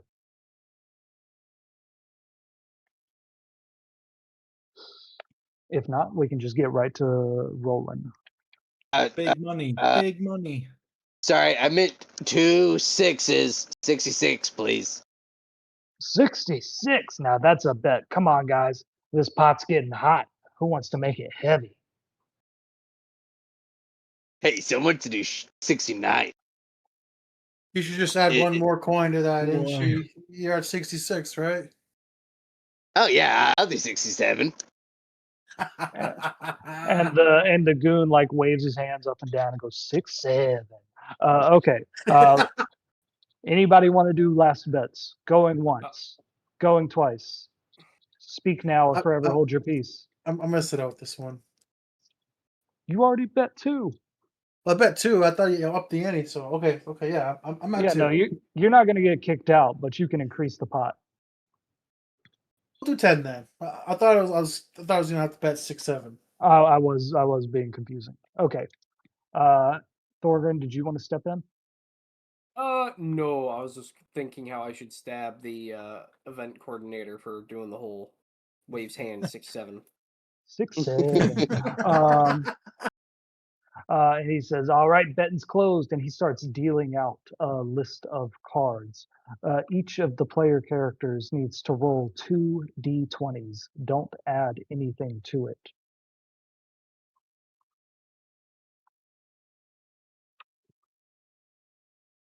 Sorry, was I supposed to roll something?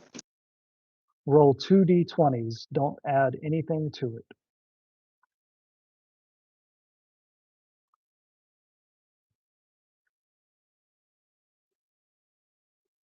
Those was a nat 20. Nat 20. Nice, hell yeah. Hold up. Wait a minute.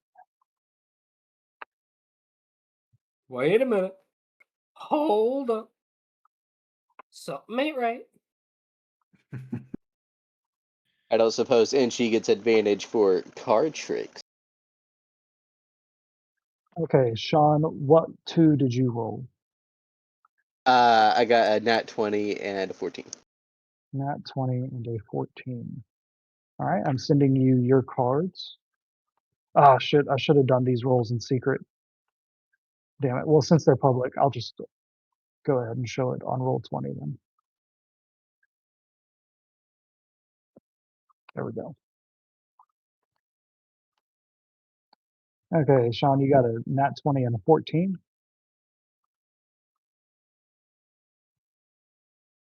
Yes.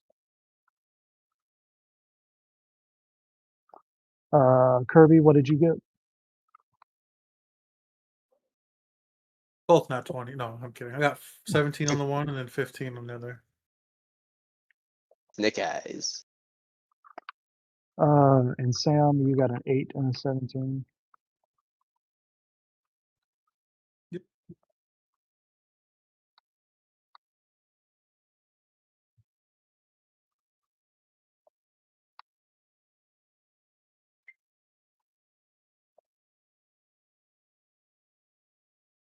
All right, I'm about to reveal everybody's cards.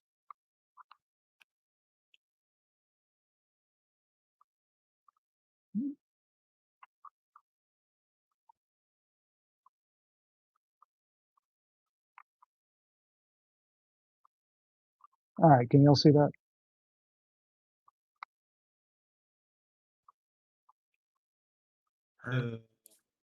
So I think the person that rolled the highest is, what's 14 plus 20? 34.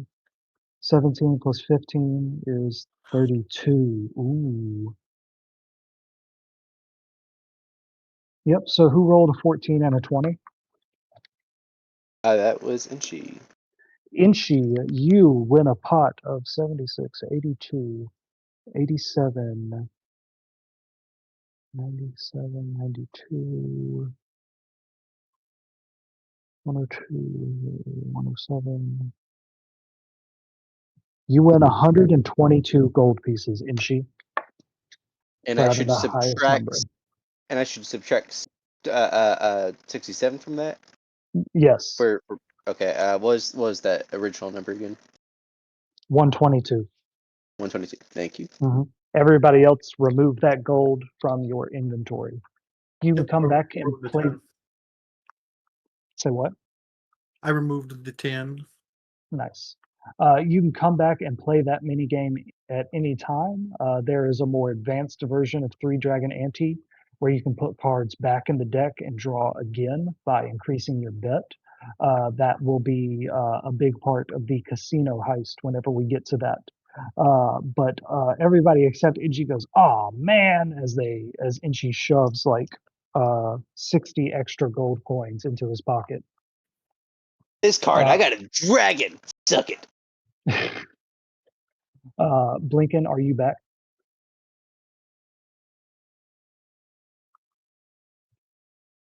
He is not back. Y'all can see that Griffin McElroy is like talking frantically to the artificer, who is like annoyed that he's interrupting her coffee break, but is listening to him intensely. But y'all don't care about that because all of y'all are getting tipsy, drinking your fire wine whiskey. And Schemo says, "Boys, we got to go all the way over there to the other one," and he points down here to the south.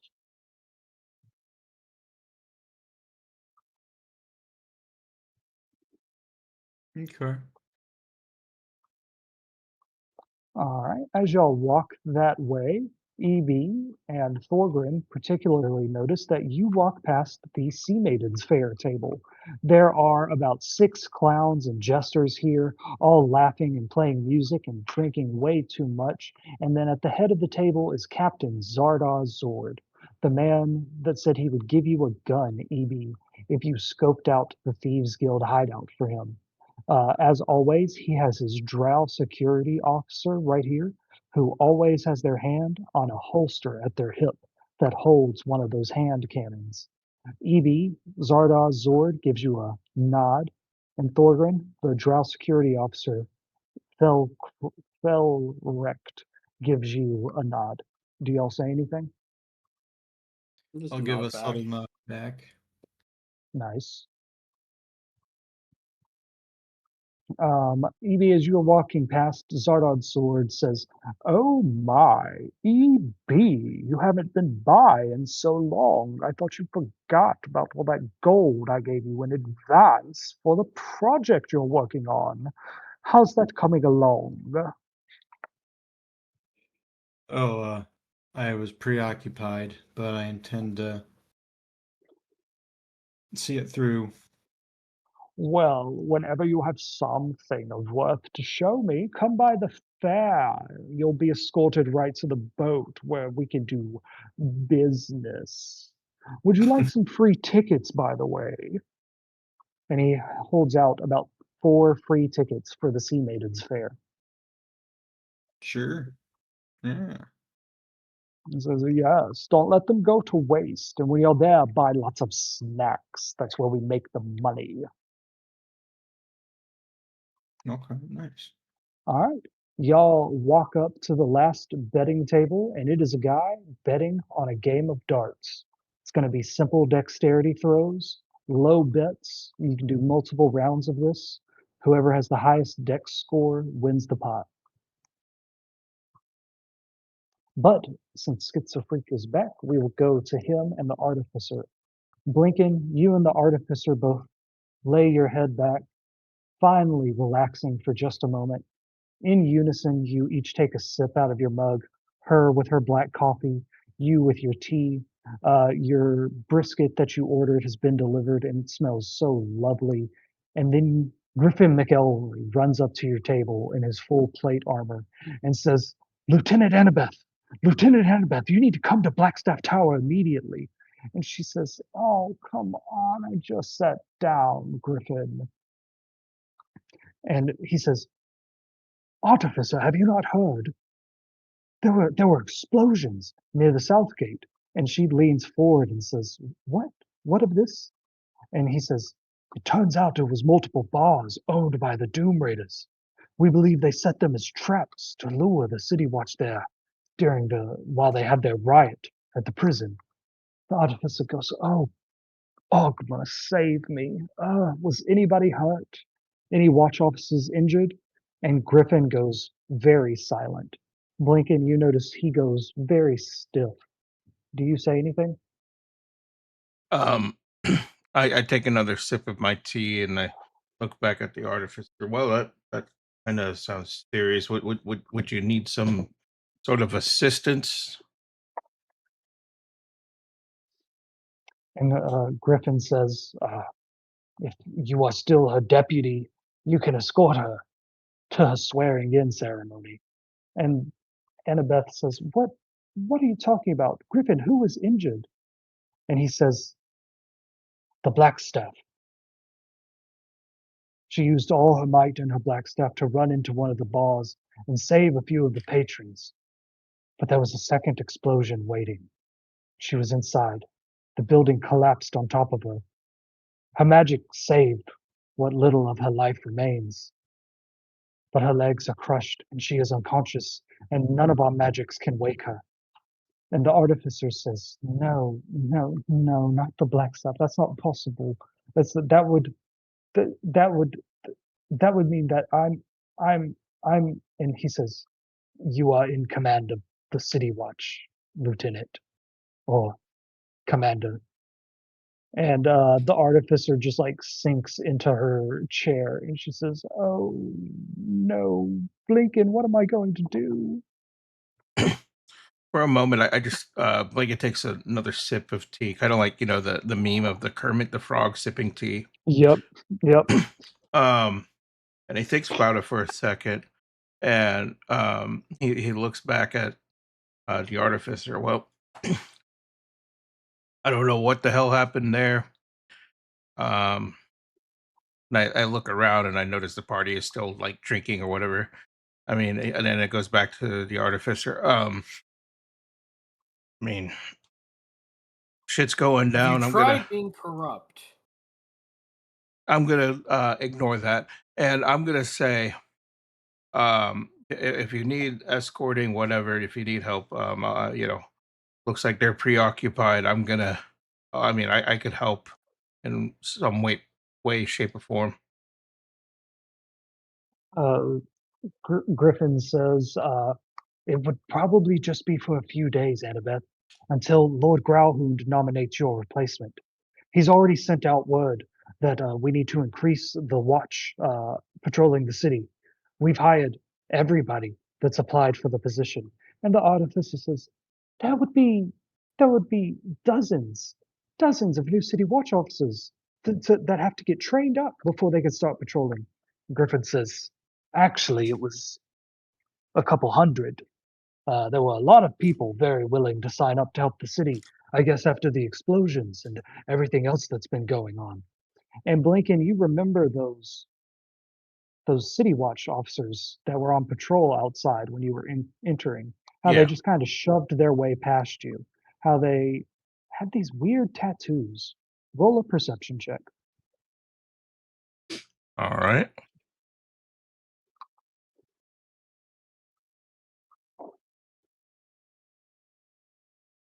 Uh, 17. Blinken, the tattoos that they had were tattoos of eyes on the top of their head, on their hands, on their shoulders. These very unprofessional City Watch guards that all have the tattoos of Thieves Guild members. Um, while thinking about that memory, I'm like sipping my tea and then took a huge gulp when I noticed what that was. I look back at Artificer and kind of lean in a little bit and whisper to her, I remember seeing these guys dressed up as guards, and they had particular tattoos of and he lowers their voice a little bit, Thieves Guild. Griffin says, yes, we had to hire everybody. No background checks, no checking their criminal record. If they applied, they got it. The Artificer says, Lord Grahum's trying to take over the City Watch by putting a bunch of his puppets in there. And Griffin McElroy says, but why would Lord Grauhund want Xanathar members in the City Watch? That doesn't make any sense.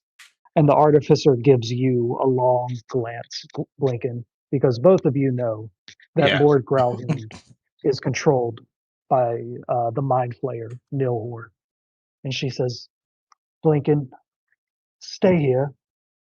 Make sure they're all okay. I'm going to need all of you. And she stands up, finishes her coffee, and Griffin stands at attention and says, Commander. And the Artificer says, don't do that. And he says, but I will, ma'am. Alright, And before they- you go, I have an idea. You walk over slightly drunk. Mhm. I want to contest that drunk bit, but we'll do that after. I'm Okay. confident in Thorgrim's drinking ability. You double fist an ale or whiskeys. Yeah, and alcohol is a poison which dwarves are resistant to. I'm not saying you. At- Okay. All right. Whatever. You're not drunk. Anyways,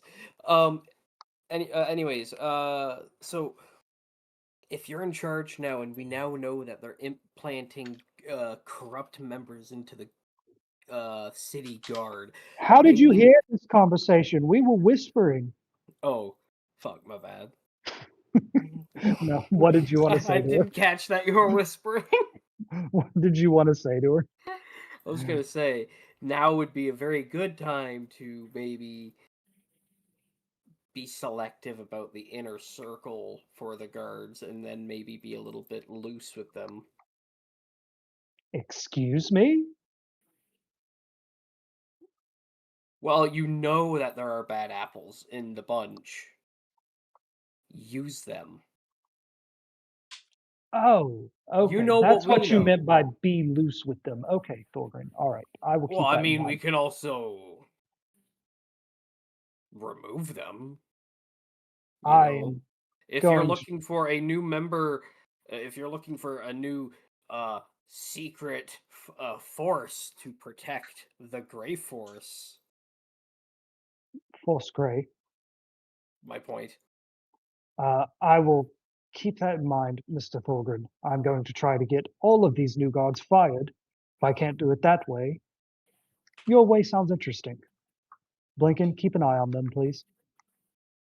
I know a good place in the Dock District should that come All right. up. I'll keep an eye on. Shut up! God damn it!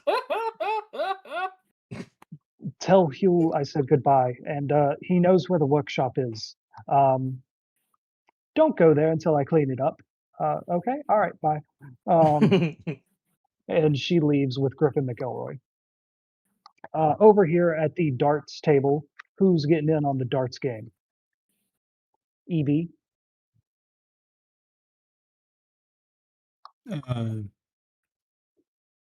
Sure. Simple One, dexterity check. Then I gotta go to bed. Okay, yeah, we're gonna end here soon. One mini game and then one little story thing. EB, how much do you bet on yourself being the best at darts? I bet 5 gold. EB, 5 gold. Inchi, do you play darts?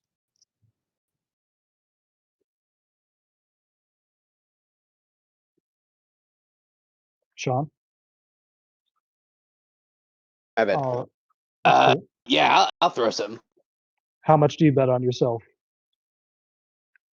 He said 5, so I'm going 50. Hugh, Yeesh, that's. I need to recoup some of my losses. I'll bet 10. Thorgrim, But, mm, Well, I'm just thinking. I'm not good at dexterity stuff, so I'm gonna pass on that. he says, come back tomorrow night. We're gonna do axe throwing. I mean, if you want, I could throw the dart really hard into the dart board. Would that work? Yeah, have you played darts before? We're having completely different idea of darts. Do you So- want to bet Yeah, I'll bet. 25 gold. 25? Schemo bets 51 on himself as he sways a little bit. Okay, everybody roll a dexterity attack. Whoever gets the highest wins. I would like to grip the dart by the hand, like by the butt, Yes. like the little, like just the plastic or whatever, the wooden little bit behind the feathers or Okay. the fletching they would have used. Uh-huh. And I'm going to huck it with like as much force as I can. No accuracy. I'm going to just brute force this. Okay. Can I roll a strength? Roll a strength and a dex. It has to get above an 8 to stick into the board.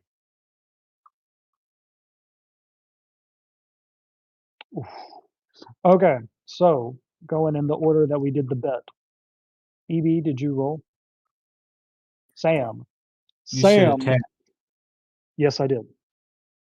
Yeah. Yeah. Sam with a 26. Inchi with a 7. 7. Huel with a 17. Thorgren with a 4. And Schemo with a 16.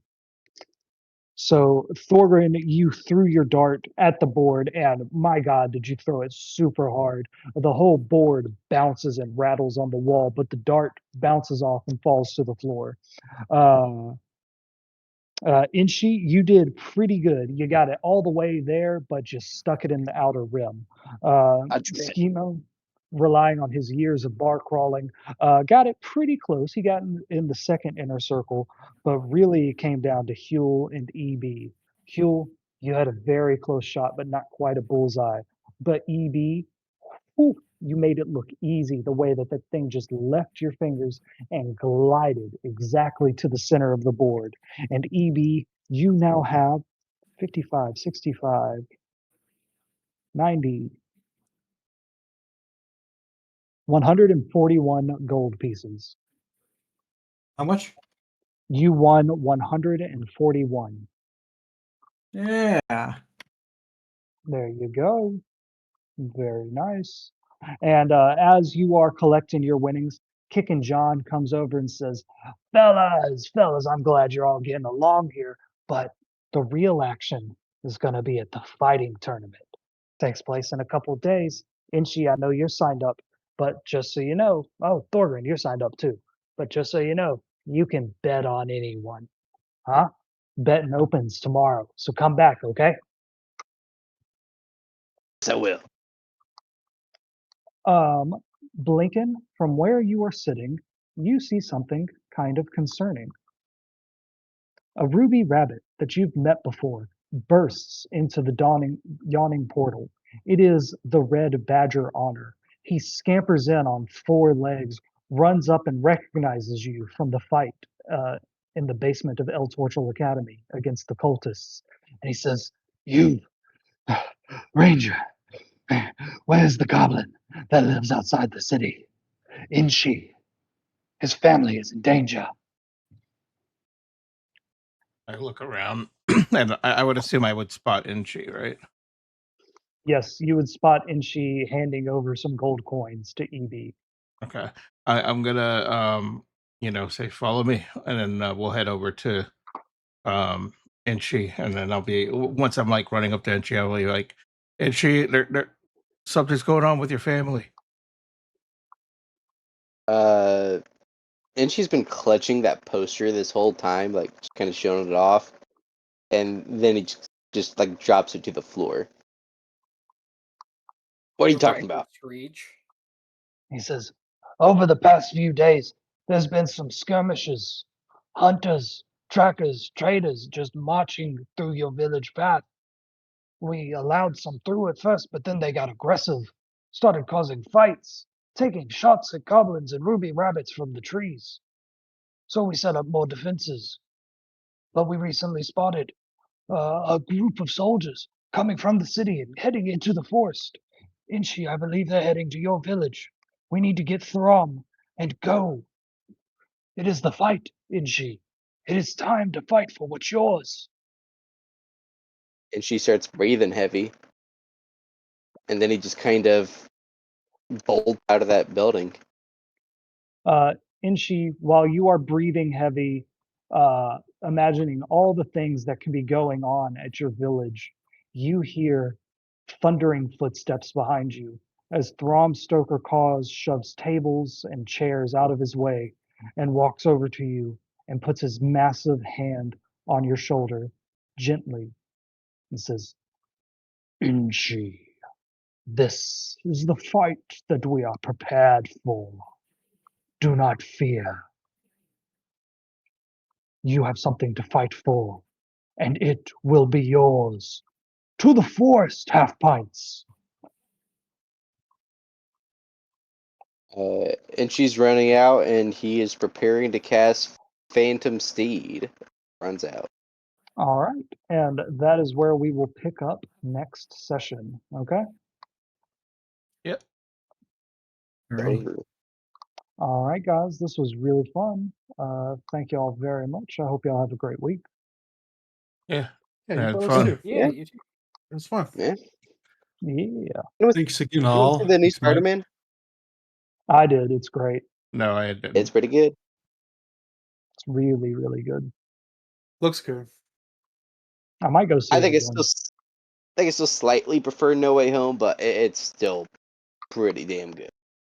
It's gonna be hard to top that one, though. To be honest. Yeah.